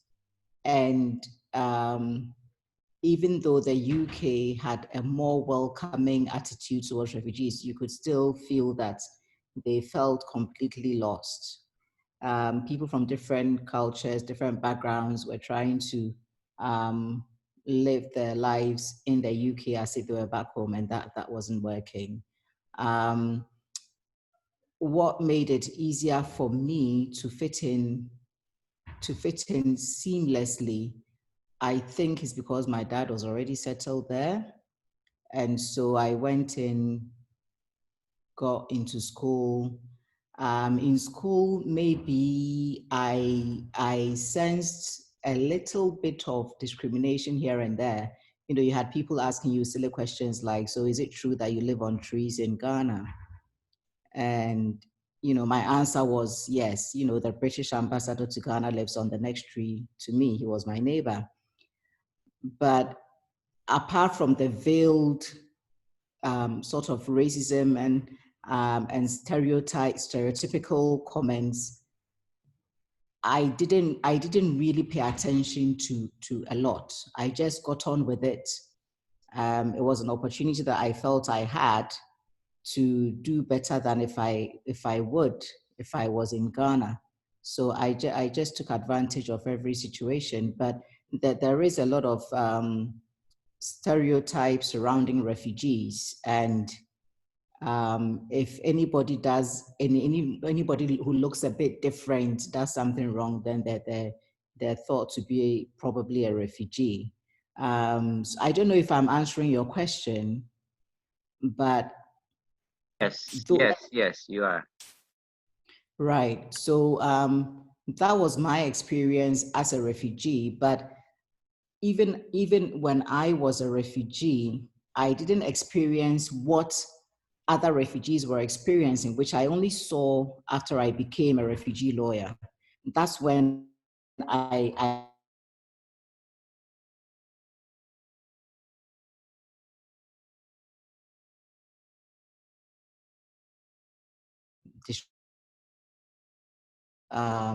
to certain things like, you know, education was free, so that wasn't a problem, but access to sometimes social welfare was sometimes tricky for some. Being suspected of being a criminal when you're not, just because you look a bit different. Being called all kinds of names. If you were from Afghanistan, you were called a P word. If you couldn't fit in well, you're given a certain name, and all that. So I felt for them, but quite honestly, for me, I didn't. Maybe there were comments about me, but I didn't pay attention to them because that was not my focus. But as I said, maybe it was easier for me because my dad was already there and we just joined him. Yeah. So we went straight into education. And if the refugees are not doing well, they're discriminated against even in schools. But I was above, I did far better than my year group because I was in a school in Ghana that's considered to be the best. So I went to school in the UK, and everything that they had been taught, I had learned in Ghana was like, they were way behind us. So that helped. And I didn't really pay attention to any kind of discrimination. I just got on with it. Thank you so much. Thank you so much, Madam Ekia, for sharing your insights on today. But then, if I may ask, per your submission, so are you saying that one of the key components, one of the key ingredients that helps asylum seekers or refugees to integrate or to perform well is institutional support from the country they are seeking refuge, or is by sheer self-willingness to succeed? Which one weighs more? And I think that if the institution, if there's no if there's no institutionalized support, then it's going to be difficult to succeed anyway, because then the doors are not open to you. But I think that one must make the most of every little opportunity that they get. For a country to admit asylum seekers, that means that, well, I would hope that that means that they have some kind of openness, or that they have some kind of willingness to accept them. So when that little door of opportunity opens, it's up to the individual to make the most of it. But then, you know, that's not ignoring the fact that a lot of asylum seekers have also been through a lot of trauma. And so they're not able to focus as they should. I remember there was a girl, actually, she's now a huge personality on TV internationally. She was in my school. She was a year behind me. And when she first came in from one of the African countries, she was constantly in tears because she didn't know where her family was. She'd seen a lot of killing. She'd seen a lot of brutality. And she found it difficult to focus. But then she made her way to Oxbridge. She went to Oxford and then came out, and now, you know, she's doing so well. And I think she's a very good example of what a refugee can make of themselves. Is up to the host country to offer some kind of support, definitely, for asylum seekers, because of the kind of trauma that they have been through. I didn't go through any trauma. My dad did. I didn't. I rode on my dad's back and got his status as a refugee. But there are a lot of refugees that have faced a lot of trauma, a lot of persecution in their own countries. And what they need when they come into the host country is some kind of support, sometimes mentally, psychologically, to help them get over what they have, their experiences. So counseling helps. We worked a lot with the Medical Foundation, and my experiences are only limited to the UK, so I can only talk about the UK, but we worked a lot with the Medical Foundation to counsel asylum seekers, refugees, and get them through their harrowing experiences. But the UK, for instance, was quite open to refugees. So you have the opportunity to go to school. You have once you can go to school, the rest is entirely up to you. You have to make the most of that opportunity that you have given and go as far as you can go. So yes, the host country has to be willing, has to be open. There has to be some kind of institutionalized assistance to refugees. And then it is up to the refugee themselves to do the rest. Thank you so much. Thank you so much for that. And I truthfully also, yes, confirm and also support what you have said, that once you are seeking support or help from an country, or place, and there is no even internal support, it means already you are not going to fit in.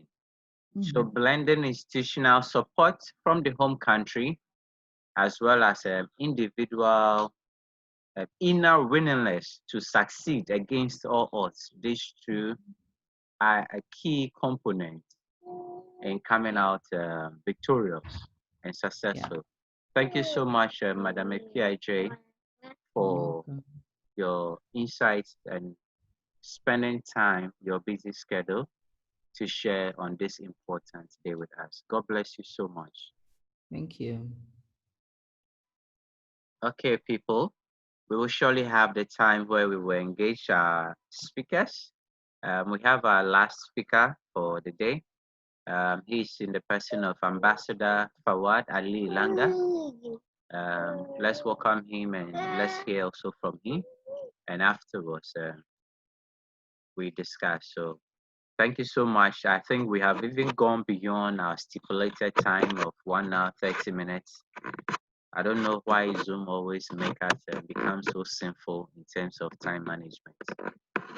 Do pardon us. We hope today's session will be worth the time we are taking from you. Thank you so much. And we welcome Ambassador Fawad Ali Langa to the stage.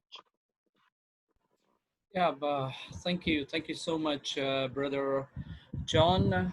Well, trust me, I guess I don't have any word left after hearing from my brother Tristan and my brother Cabello, and of course some great put forward and things from Brother Crown as well.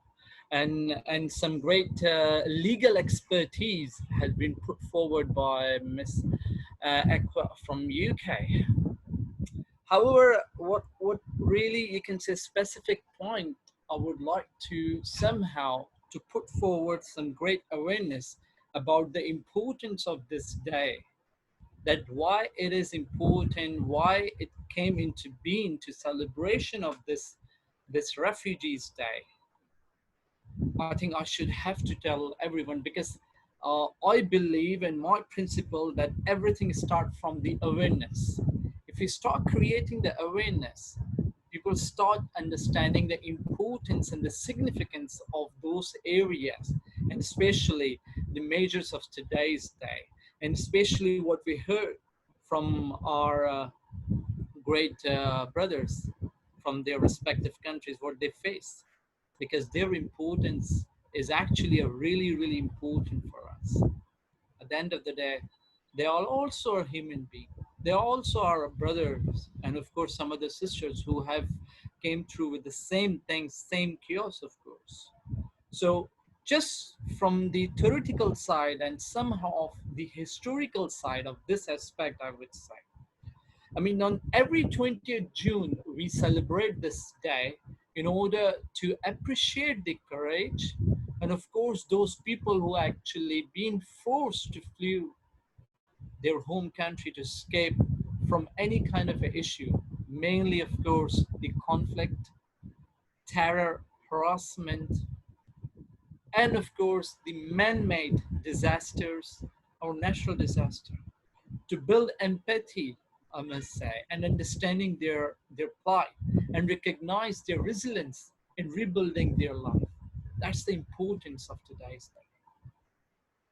Why we actually feel more important on that, we give actually the great recognition and of course the privilege as well as the platform and enlighten their needs, dreams, protection of their life, their rights, helping them to mobilize like political will so they can not only survive but sustain, develop, empower, and of course grow. This year, I must say the theme it itself are very, very important, and especially during this situation what we are having right now. The theme actually for the 2020 UN is actually everyone can make a difference. Every action counts. It means it gives a great responsibility on the shoulders, whether you are refugee, whether you are IDP, whether you are asylum seeker, or whether you are Fawad, or whether you are John, or whether you are Crown, or whether whoever with us, or whether whoever is actually listening to us. It's a combined effort. It's the equal voice. Every day we celebrate this thing, 20th June, of course, which was actually being celebrated, being notion put forward when the 50th anniversary of 1951 convention celebrated on the status of refugees. Let me tell you, it was actually known as the African Refugees Day, but then later on the United Nations General Assembly has officially designated it as the International Refugees Day in December 2000. Now, what is going on currently with us? Protest, anti-racism, anti-activism issues, global pandemic. How desperate are we? As per the theme is actually giving us and urging us that we have to unite to fight against the rights and to have an equal rights for the equal world. I said equal right. It doesn't say any kind of the term of refugees or IDPs, asylum seeker or whatsoever, whatever way. I mean, I believe after hearing the life history, we shouldn't call them actually the refugees. They are from us, we are from them. That is the reality. Everyone has to put forward his or her role in order to serve the society and bring a change and the mindset and creating a great set of school that these refugees are actually our brothers and sisters, are actually the families. And they clearly mention like maybe myself, maybe from others, maybe from any political leader. They could also face the same issue. But do we actually have to forget them? That's the major thing. Of course not. So every action counts, even including the refugees. They can contribute to our society. Make the effort, of course, with the rest of the world and make equal work. Give the equal participation. If I talk about the United Nations action actually, or more precisely about the 1951 Refugee Convention and its 1967 protocol, one of, you can say, our participants have asked about the rights. So the right answer actually comes from this convention, what this convention actually gives us. The right not to be expelled, except under certain strictly defined conditions. The right not to be punished for illegal entry into the territory of a contrary actually, I must say, state. The right to work, the right to housing, the right to education, the right to public relief and assistance, the right to freedom of religion, the right to access to the courts actually, the right to freedom of movement within the territory, the right to issue identity and travel documents. These are their actually rights, I must say. That itself, that convention, and then 1967, the protocol of that convention actually gives into that. Now, if you talk about those SDGs, which I actually more convenient, and if I could say, like, how we can put forward the rights, the voice of our family of refugees, our brothers and sisters from that side. So in 2019, last year actually, there was a global compact on refugees. A great seminar was actually being organized. which actually supports the idea of sustainable development and support the ease pressure on countries hosting refugees, enhance the opportunities for refugees to become self-reliant, expand refugees access to third country solutions such as resettlement and others popular, support condition in refugees countries of origin so they may be able to return in safe and with proper dignity. These are the great milestones today. And I believe all those efforts, years diplomacy and negotiation have come over a very great accomplishment. And of course, now they are thinking to put forward some good indicators that could put forward the right as well as the voice of the refugees in all 169 targets as well as 230 indicators of all 17 SDGs. Or in my opinion, if you focus on the goal number 10, reduce inequality, we always talk about men and women, of course, but let's talk about those women, men and women, more categorized into the refugees, into the IDPs, into the asylum seeker actually. It could be, of course, about the goal number 3. We have to talk about their good health and their well-being actually. Quality education, goal number 4. They have the right of the primary education and of course the secondary education. And of course the goal number 16, to have a proper justice and urge them to live in a peaceful manner. So their entitlement should be into all SDGs as well. It is very, very necessary, I must say.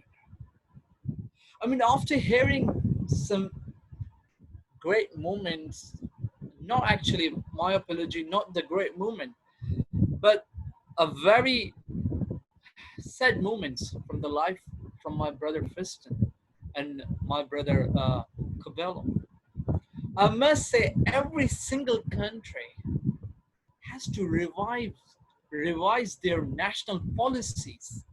They're adding something about their constitution and also put forward some their foreign policies into that, to welcoming the refugees, to taking care about their rights, giving them a proper status actually.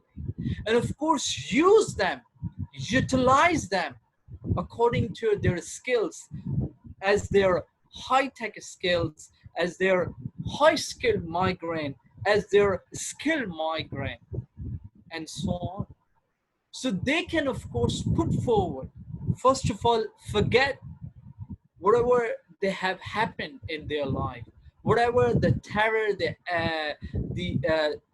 any kind of issues which actually force them to displace, to leave their home countries, to leave all those their memories of their siblings and their families, their ancestors, their heritage, and accept the new country.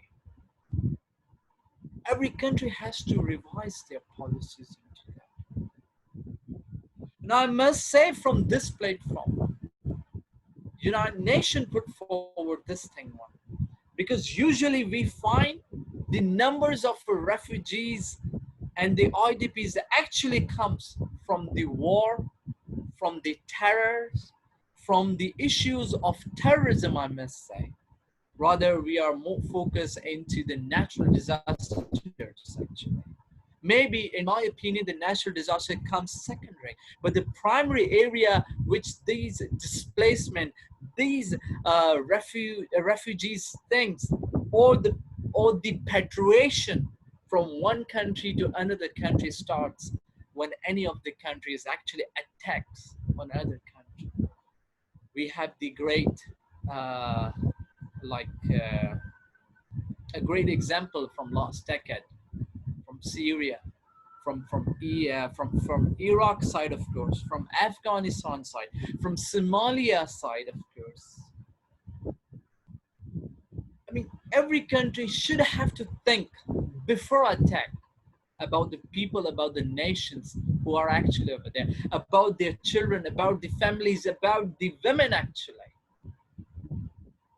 They should have to think about that before they can start any kind of war or any kind of these things actually.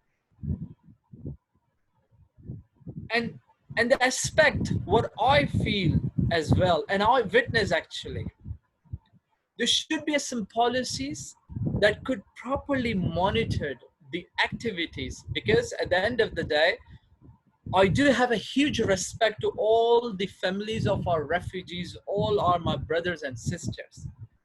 But there are some people who actually use their name as the title of the refugees just to do some bad activities in different countries. That is the reason the other countries put forward some great barriers in order to accept the refugees, IDPs, asylum seekers. So it should be a proper check and balance while having the cross-bordering, while having the repatriation time period actually. A proper cross-border monitoring. The proper history actually needs to be done. And everyone has to be properly filtered and give the great opportunities according to their skills, according to their talent actually, and welcome with the open heart. Like we have a great example from the Turkey actually, who has accepted a huge number of Syria, Lebanon actually, who actually accept Pakistan actually, my own country actually, accept huge refugees actually, and other countries actually, I must say, UK of course, Germany as well, I must say. But why actually they bit hesitate on some occasion? Because they have actually found some people under the title of the name of the title of refugees, they did a bad thing into their countries. So due to that reason, those who are actually people who have some issues, like our brother Fiston, our brother Cabello, and other families who are actually really faced genuinely issues from their community, from their countries, from their nation, they face those issues because they will not get those entitlement, those equal right, because of those people who actually act bad. So the country should have to filter on those and give equal rights, especially people like what we heard from them today. I agreed what Miss Aqua from UK said, because I personally witnessed actually that. I was also in UK for 4 years as a student of international relations, of course. And of course, I've served the British government as a civil enforcement officer for 6 months. I found plenty of Syrian refugees, plenty of Somalian refugees, plenty of other rest of the African states refugees. The government is actually giving a good right to them. They are taking care of them. They are giving them equal rights actually. This is what actually we need from all of our countries, with a great civil society collaboration, with a great partnership actually. But again, it should be a proper monitoring. It should be a proper check and balance. It should be a proper accountability while accepting all those refugees. Because at the end of the day, under those who are actually legit people, who actually deserve a great rights, a great comfort in different countries, has actually not getting, unfortunately, a proper rights just because of those people who use the wrong title of IDPs, refugees, and etc. etc. It should be abandoned into the country's policies and the foreign relations on this. That's all I can say into that. And of course, these all are our community our refugees community, they are not separate from us. They are from us. They are actually our brothers and sisters. They are actually our same family like we have. They are from us actually. We should never ever forget what they have actually sacrificed. They sacrificed their homeland, they sacrificed their culture, they sacrificed maybe their religion, they sacrificed their family because of those scareness, of those terror activities, of those any natural disaster that could have been destined from their life. I have a huge sympathy and a huge condolence from this platform, and will put forward the same notion actually from today onwards with this platform, that we should have to keep recognize the sacrifice, the great aspects, the great you can say work what they had did actually, and salute especially to our brother Fiston, to our brother Cabello, of course, and rest of who actually faced those things. Guys, you did it. You are amazing. Keep focusing on that. Keep hope into that. Be positive. Be productive.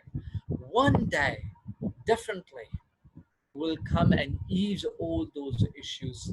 Definitely in future, I must say. Definitely things are changing.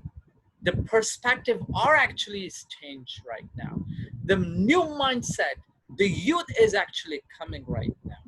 1.3 billion out of 7.8 billion of the population of entire world is actually, so we can expect something a very, very, very good response on this.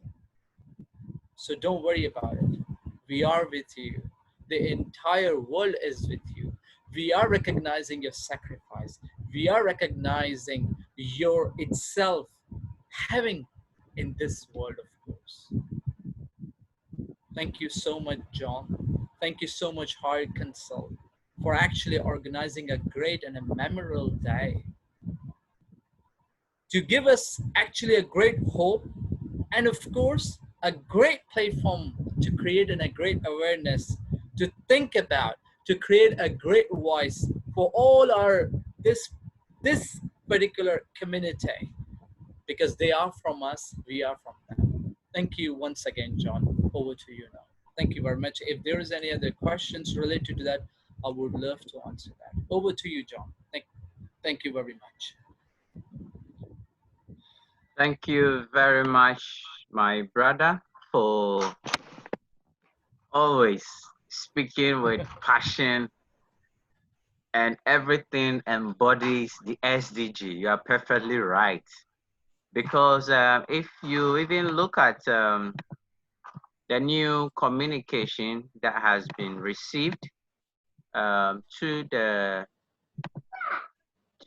Global Compact for Migration, the inputs to the Secretary General's biannual report, the youth perspective, they actually state that as this is causing irreparable damage to the future of these generations. And then as youth, we find this unacceptable. We call on the Secretary General to include in his report that the ensuring migrants, that is including youth, which is key, are socially and economically integrated, and that their human rights are respected for migrants. And also, no one should be left behind.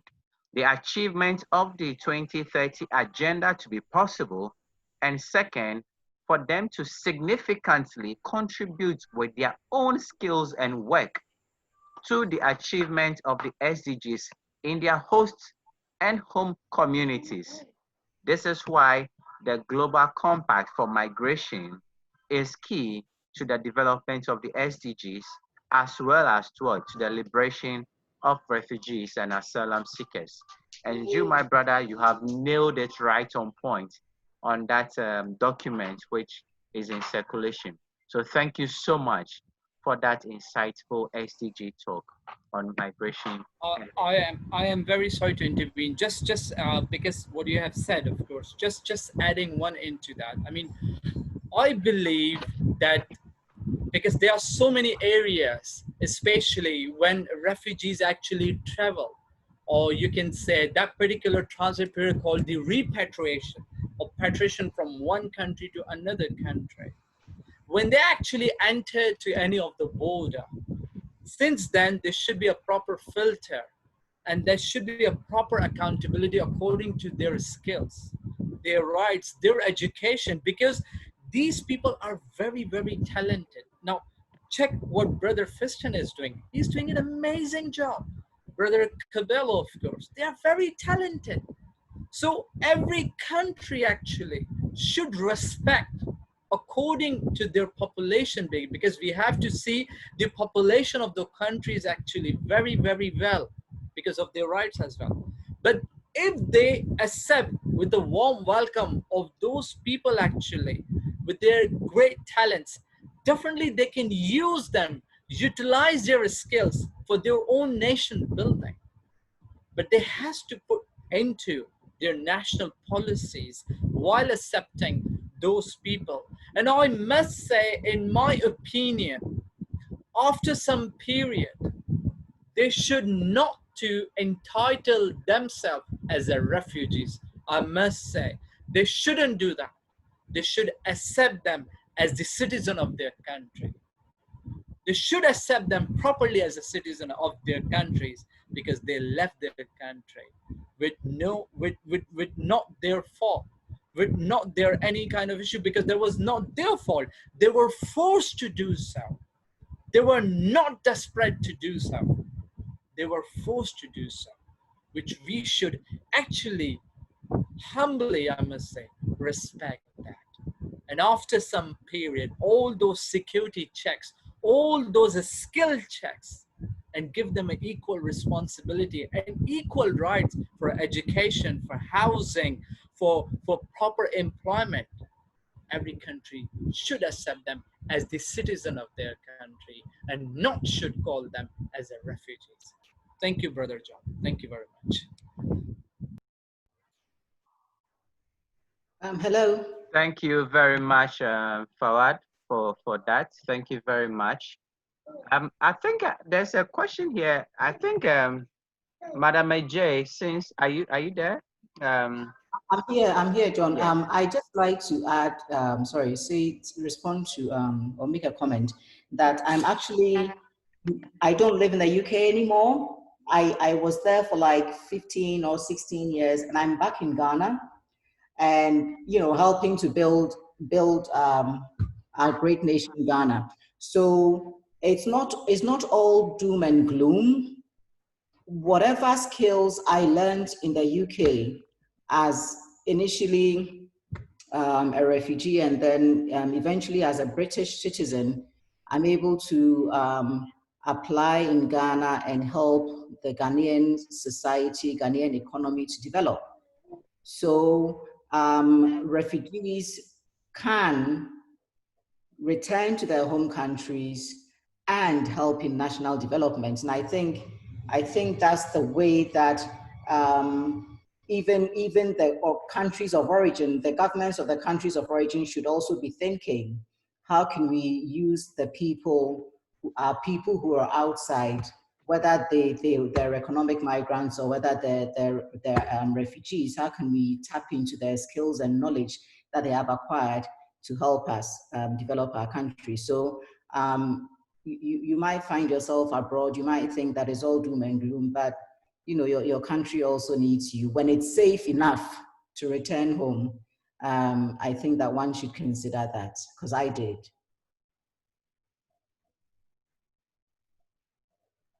Much for that pop-up.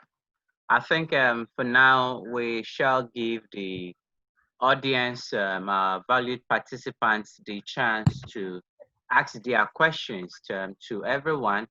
But then I think there was an earlier question looking at Madam Ajay coming on. Why don't we pose this question to you? Does the refugee know their basic human rights? And if they do, how do they get the best of support to integrate? From my experience, there were different refugee civil societies that were helping the different nationalities to settle in. So the Somalis had their own association that would help Somali refugees that came in to settle. The Sierra Leoneans had theirs, Liberians had theirs, and even if they didn't, and again, I only speak from the UK perspective because that's all I know. Even if they didn't have those associations, we the lawyers would help them. You know, we would help them to access social welfare by directing them to the correct the correct government agency to see, and then most of the time they don't have any issues. But that's because the UK is very, very welcoming to asylum seekers. You know, some other countries not so much, even when they have signed up to the 1951 convention. So it very much depends on the host country. You know, for the UK, they did everything possible to ensure that the families, refugee families, were getting what they were entitled to. Their children were going to school, they had healthcare, they had housing, to the point where, you know, I remember there was one particular case where an Afghan had 2 wives, and both wives were allowed to come to the UK to join him. And the government had to find a house that was suitable for them to live in because it was a large family, you know. And those are the kinds of things that maybe the nationals will complain about. So you hear them saying that, you know, that they're bleeding our healthcare system, they're bleeding our welfare system, they're bleeding the housing system. It's because of issues like that where they're trying to settle their culture into the UK culture. That tends to be a problem sometimes, where there's a huge variance. But on the whole, as a lawyer, we directed the refugees to the right places, and I don't ever remember any refugee complaining that they were not getting the help that they deserved. And as I said, the civil societies that helped them, especially I remember very clearly with the Somalis and Afghans, they had a lot of help from the civil societies. So in the host countries, it's important that those who have settled are able to assist their nationals that come in, because sometimes they don't even speak any English, not a word of English. And communicating and getting around becomes a problem. So I would encourage refugees, migrants who have settled in host countries to look out for their own people when they come, because that's a great source of help for asylum seekers. And we would get clients, would get asylum seekers from these societies. So they find that, you know, some people have come in from Sierra Leone, and then they bring them to you to help them get their refugee status. So a lot depends on the civil societies as well. Thank you very much for that insight and also responding to that question. I think we are fast spent, so open the platform for our participants to ask direct questions to the speakers, and so that they can also share in their experience and learn some new things with respect to refugees. So my valued participants, the floor is open. Kindly, if you want to, you can raise your hands using the icon, or the floor is open. Please, let's allow some few questions and then we can wrap up so that everyone can go about their day. Thank you so much, please. The floor is open for questions.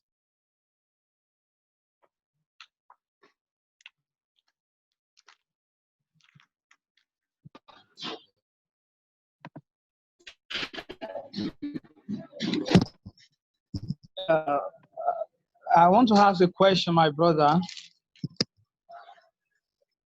Can you hear me? Yes, please. Yes, please.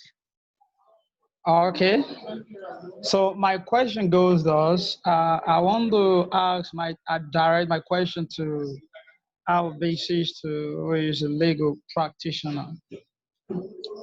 Like in a situation whereby we have refugees in the environment, and these refugees happen to be people who try to escape justice in their given environments. What do I mean by that?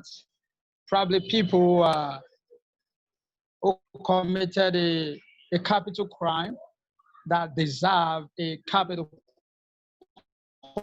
punishment, and they jump to another country. Now, seek for asylum. Because, most cases, the country where the refugee is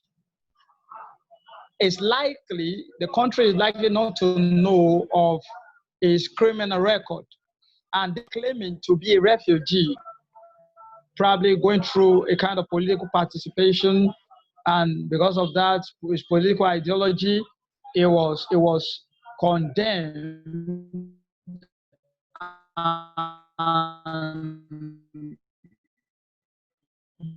been trying to be persecuted. Question is it so? In case, how can we properly identify in that type of context who truly a refugee is, and can such a person seek for asylum? That's my question. I don't know probably if I'm able to state it clear. Sorry, you were breaking up in some places, so I lost a bit of what you were saying. The connection was bad. Okay, sorry. Let me come again. What I'm saying is this. I said in a situation where we have somebody in a given environment or who migrated, claiming to be a refugee, and not knowing that such a person happened to be a criminal, somebody who have actually committed a capital crime or a felony, and claiming to be a refugee in another country. My question is in two forms. Number one, can such a person register for asylum seeker? Two, how can we properly identify without knowing the criminal profile of such a person to even know that truly this person is a criminal and is claiming to be a refugee, somebody who has been condemned because of his political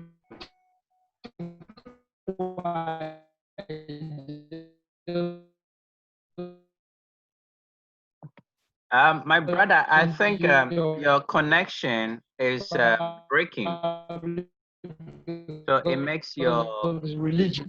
question. So, if he can write into the chat, Yes. it will be better. Please. However, I guess I did somehow understand what he is trying to say. If you, John, allow me to somehow give the idea about the question, then our Miss Lawyer can easily answer to that. Yes, please. Am I, John? Well, I guess what he's trying to say is about the recognitions and to find out the differentiate between actually the itself a genuine refugee, and of course to the person who actually may be involved into any kind of a criminality or any kind of a criminal offense into his or her country, and then run away to another country and seek for refugee, just to somehow get themselves more secure from their own country. And yes, that's what I actually understand what he's trying to say, because it is itself a big question. Very much, Fawad.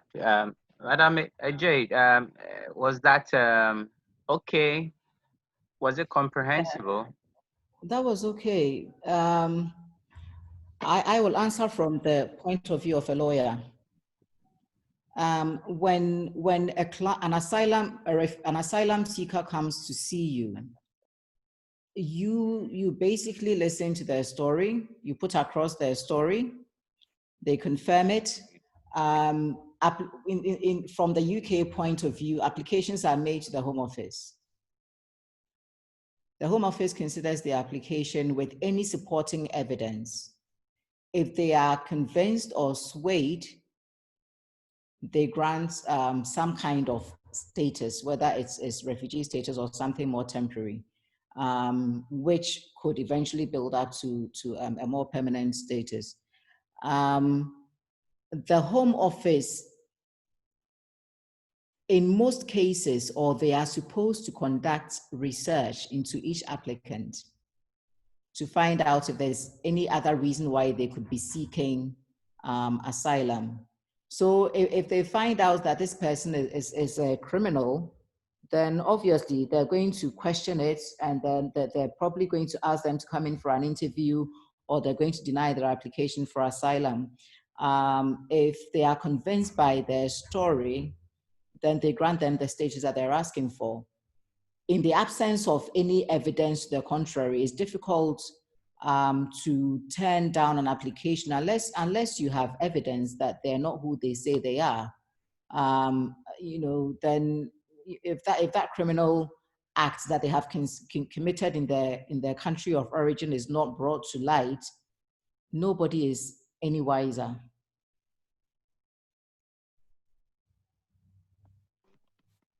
Thank you so much, Madam AJ. John, if you Yes. would like me to add on something, what All Ms. right, Aqua briefly. just All right.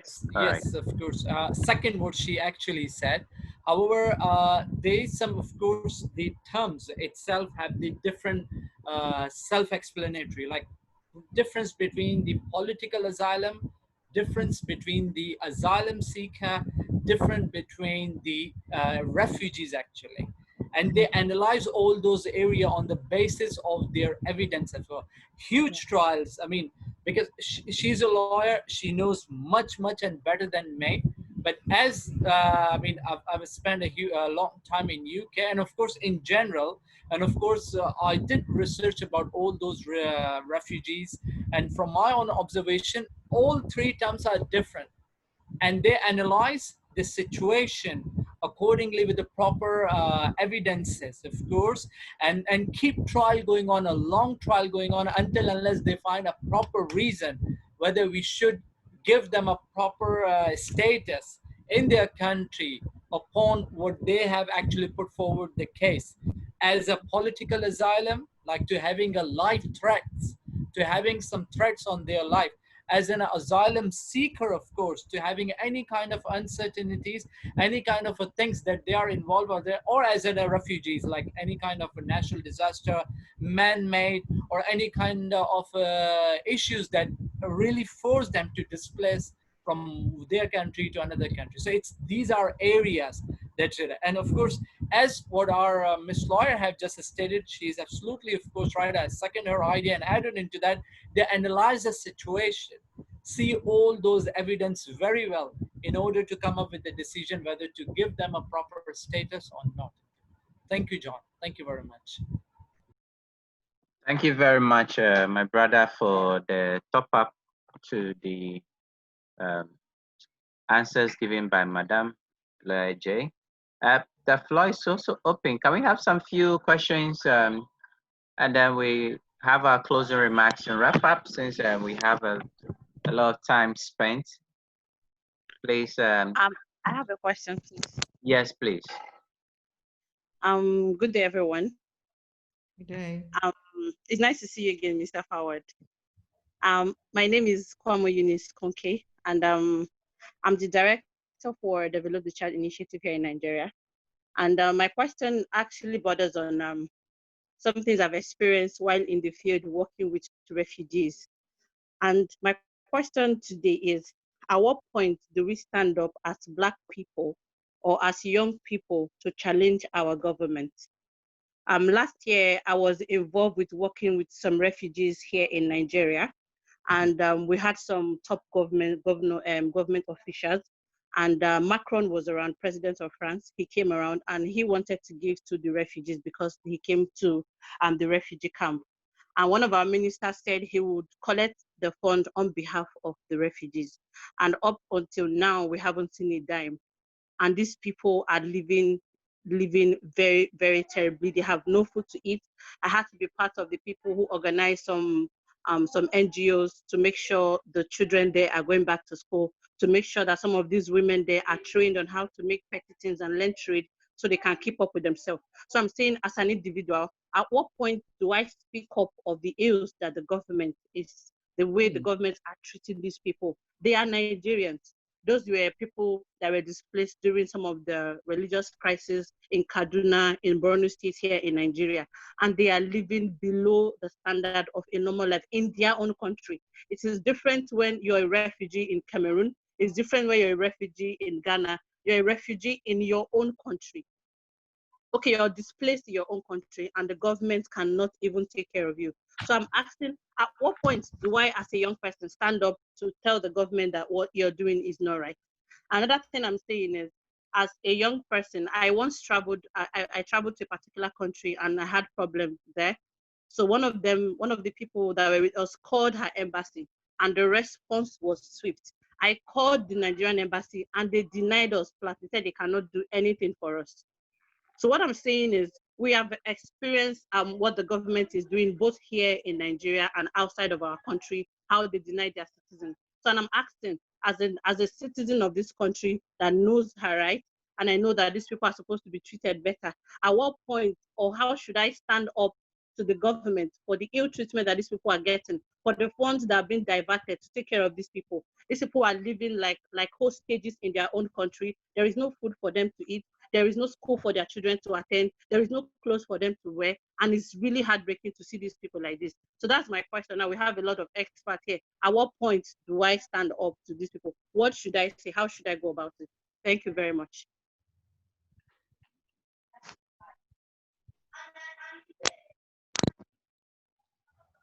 Thank you very much, Madam Kunki, for the narration and question.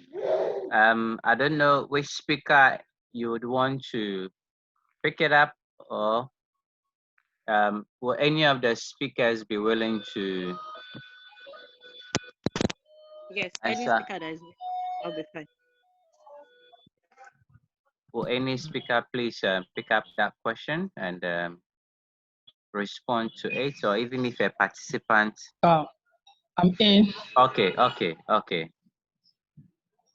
I'm in. Thank you so much, Sister Kunki. I want to appreciate you for voicing out. And before I quickly answer to my own perspective, I think I posted a comment on my Facebook some times ago. And one of my sisters in the United States of America she has to message me privately, trying to chastise me that what I'm saying about my government is not expected of me, that I should not expose my government to the world. And number one, that's why I want to salute your sagacity for voicing out. I am a Nigerian, and I believe that we have like 2 or 3 Nigerians on this platform. Nigeria has been a country known for so much of greatness and many greater manifestations, many potentials. But the truth of the matter is that many countries, I mean, I'm talking about the international community, they are not really concerned about the liberty and about the freedom of the young and brilliant minds in Nigeria. They are only the advantage from our government.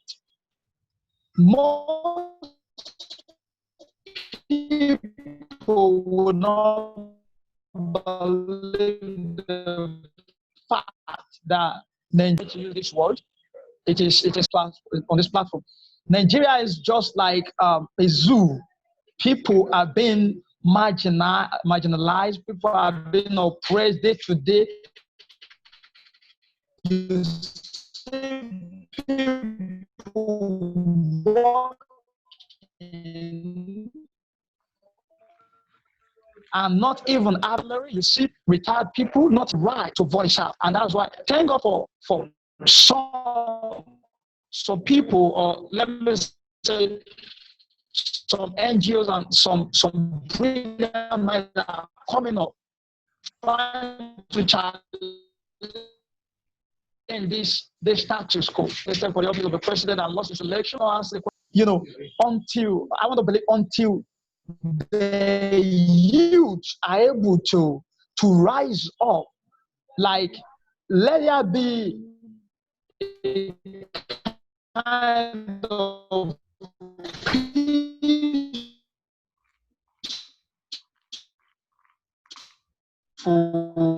My brother, I think you're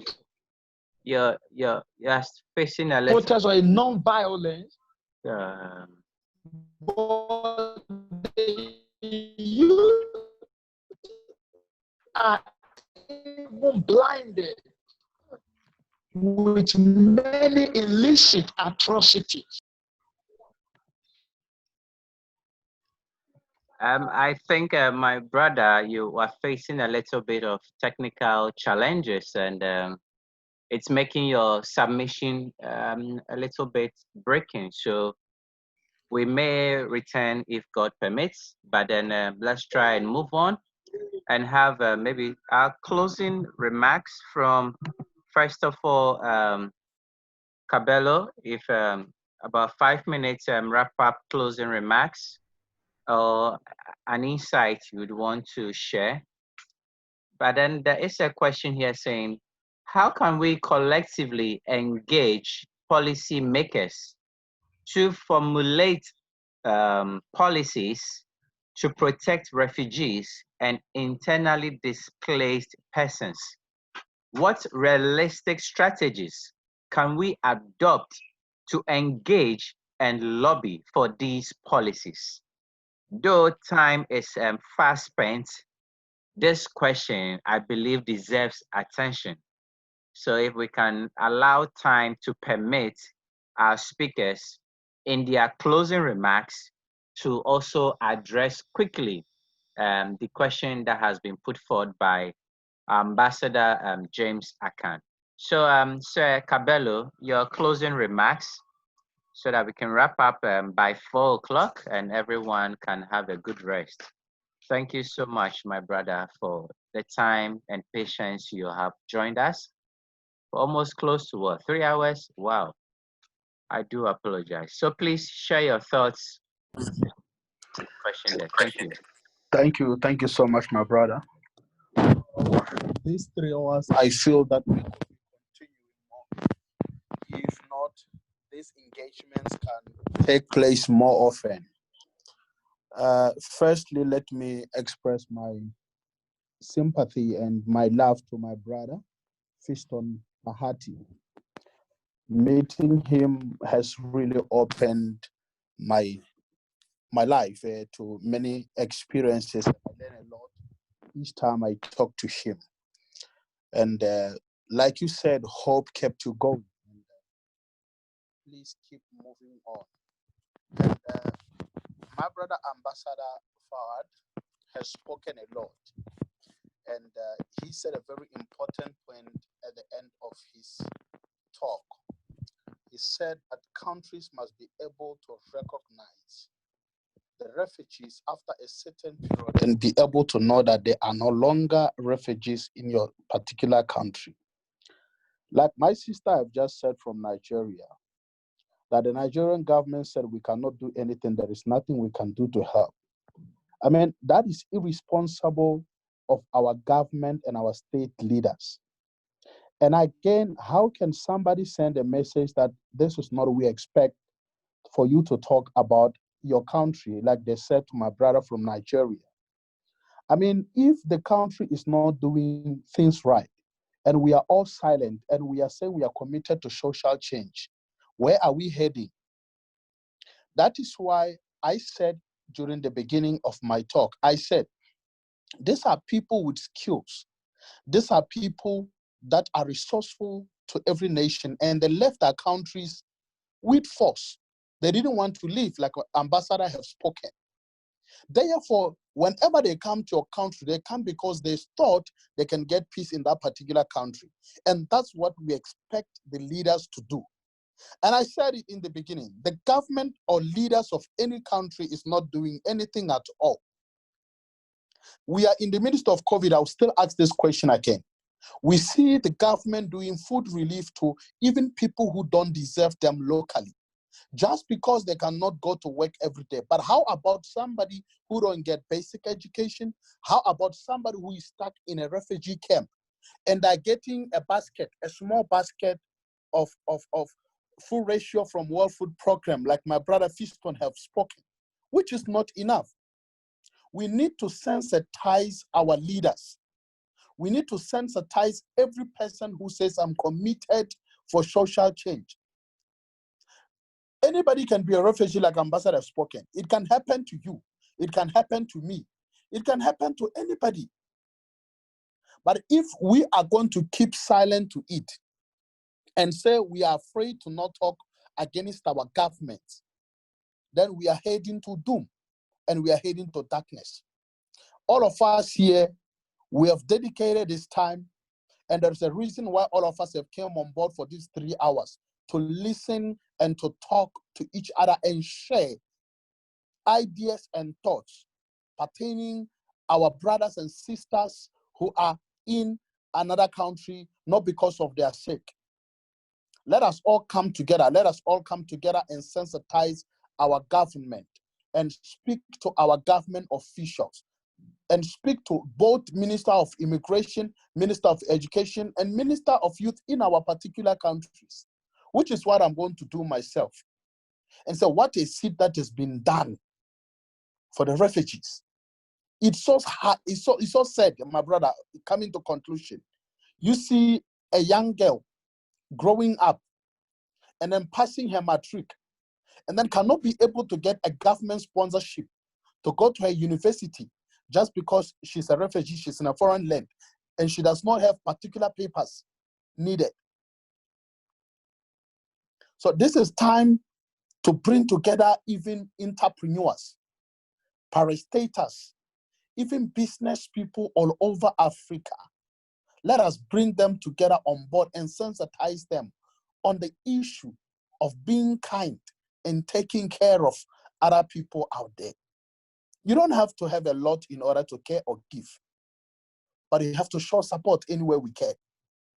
I thank you all, and I thank you, my brother, for organizing this dialogue, and may God bless you. We have shared thoughts, and we are empowered, and we are so energized to go out there and work. I'm so privileged and happy that one of our government officials from Botswana is here listening. And after here, I know that he might go up there and discuss with his other colleagues that this is what I attended. Mr. Habahopolo Sibili, we hope that as a government official, you are listening in Botswana, you are listening to our cry and our tears, but in our brothers and sisters who are refugees in Botswana.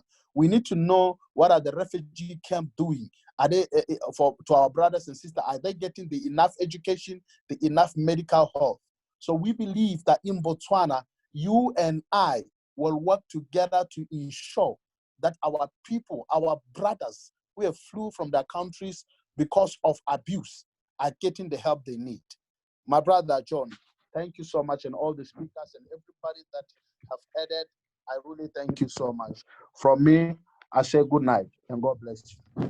Thank you so much, my brother, for staying with us for all these hours to share in your thoughts, experience, and insights for today. I am really, really, really appreciative.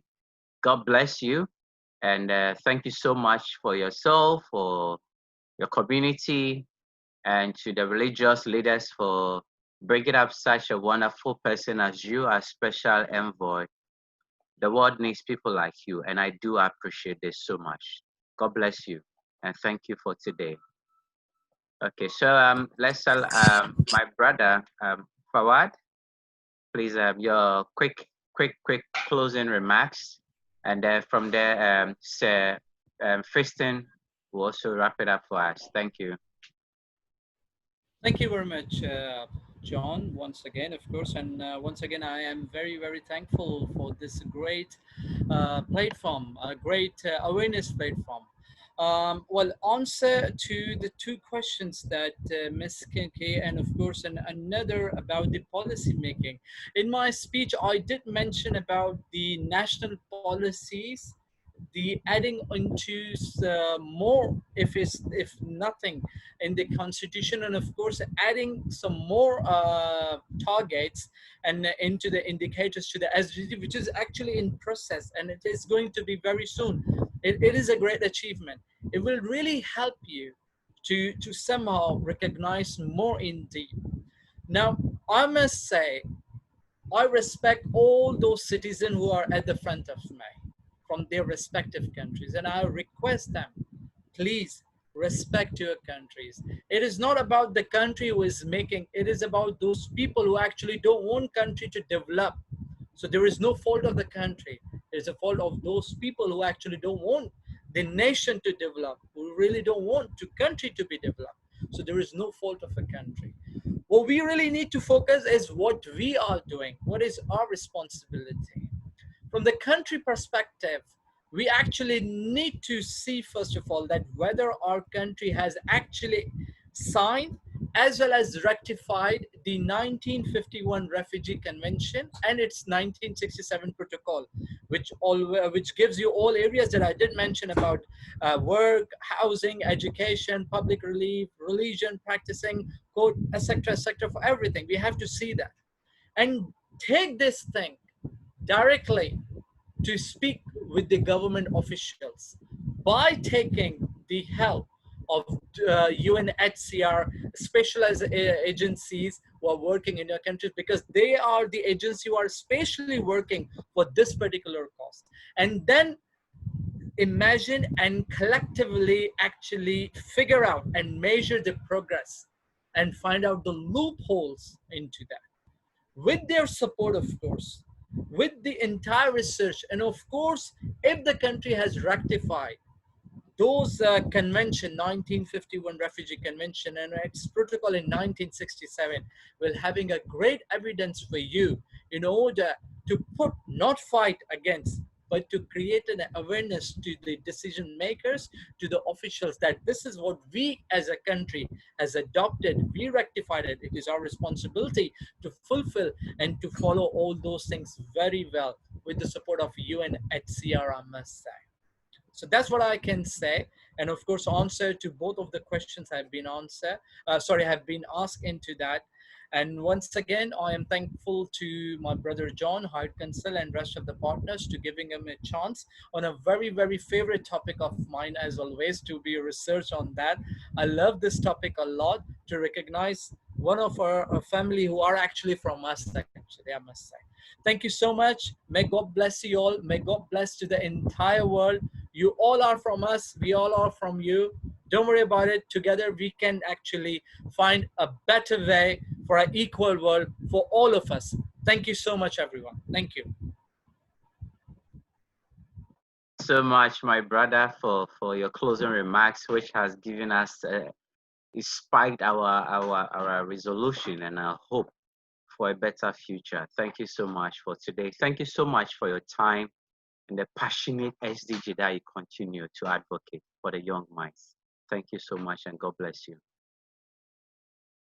Sir, Brother Firsten, please give us your closing remarks, your final words to the world.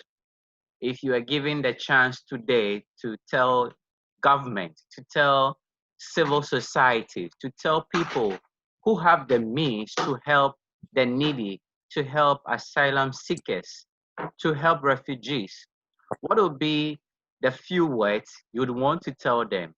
Thank you. Thank you so much, Mr. John, for this opportunity once again.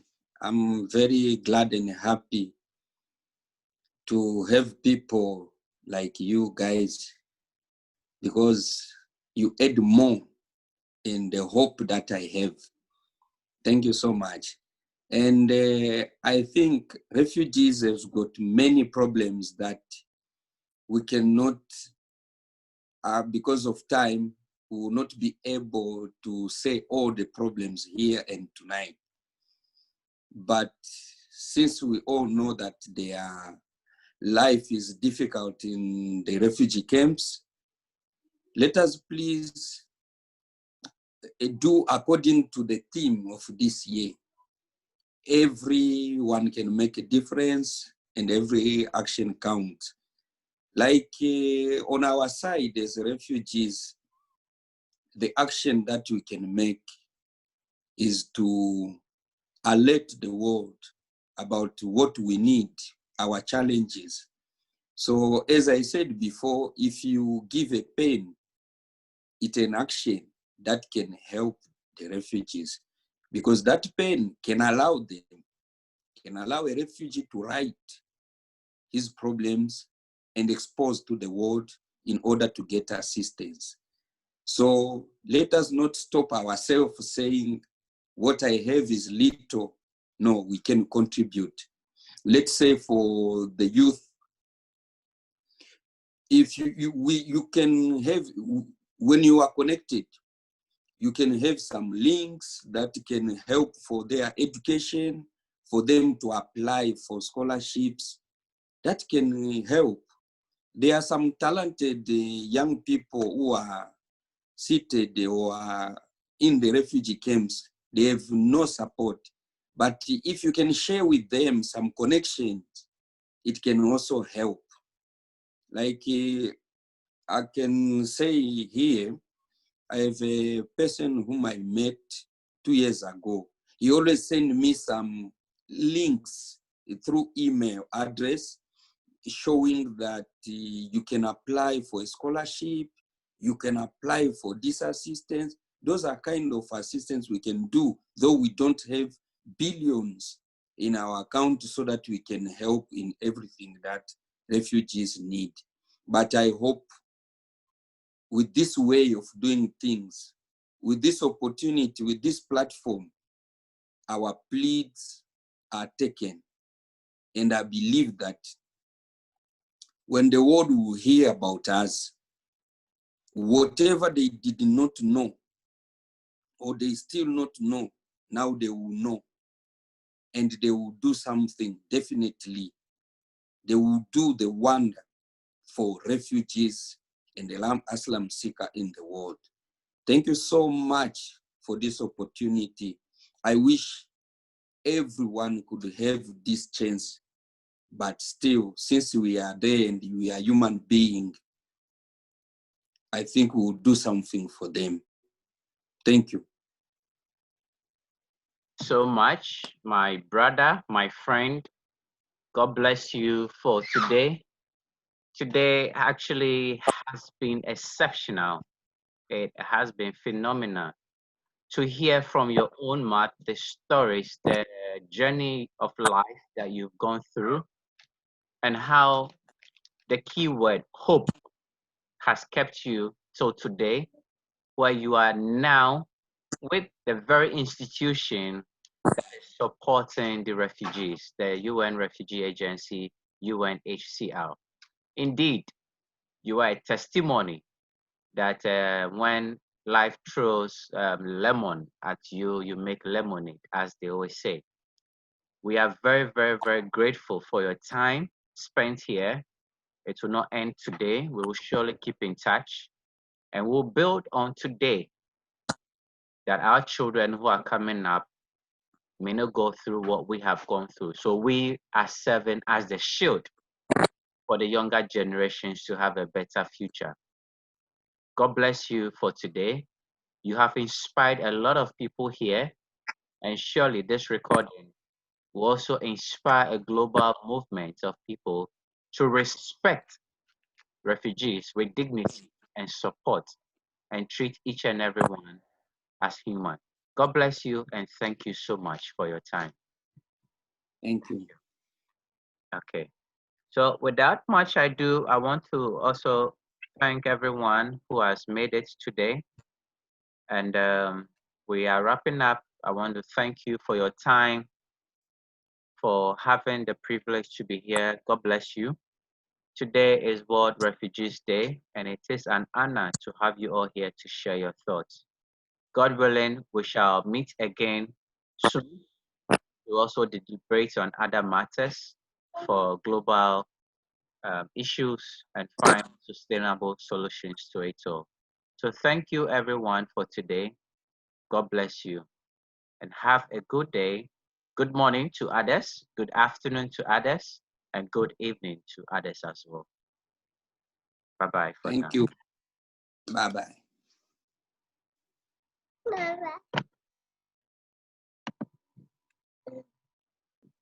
Bye-bye.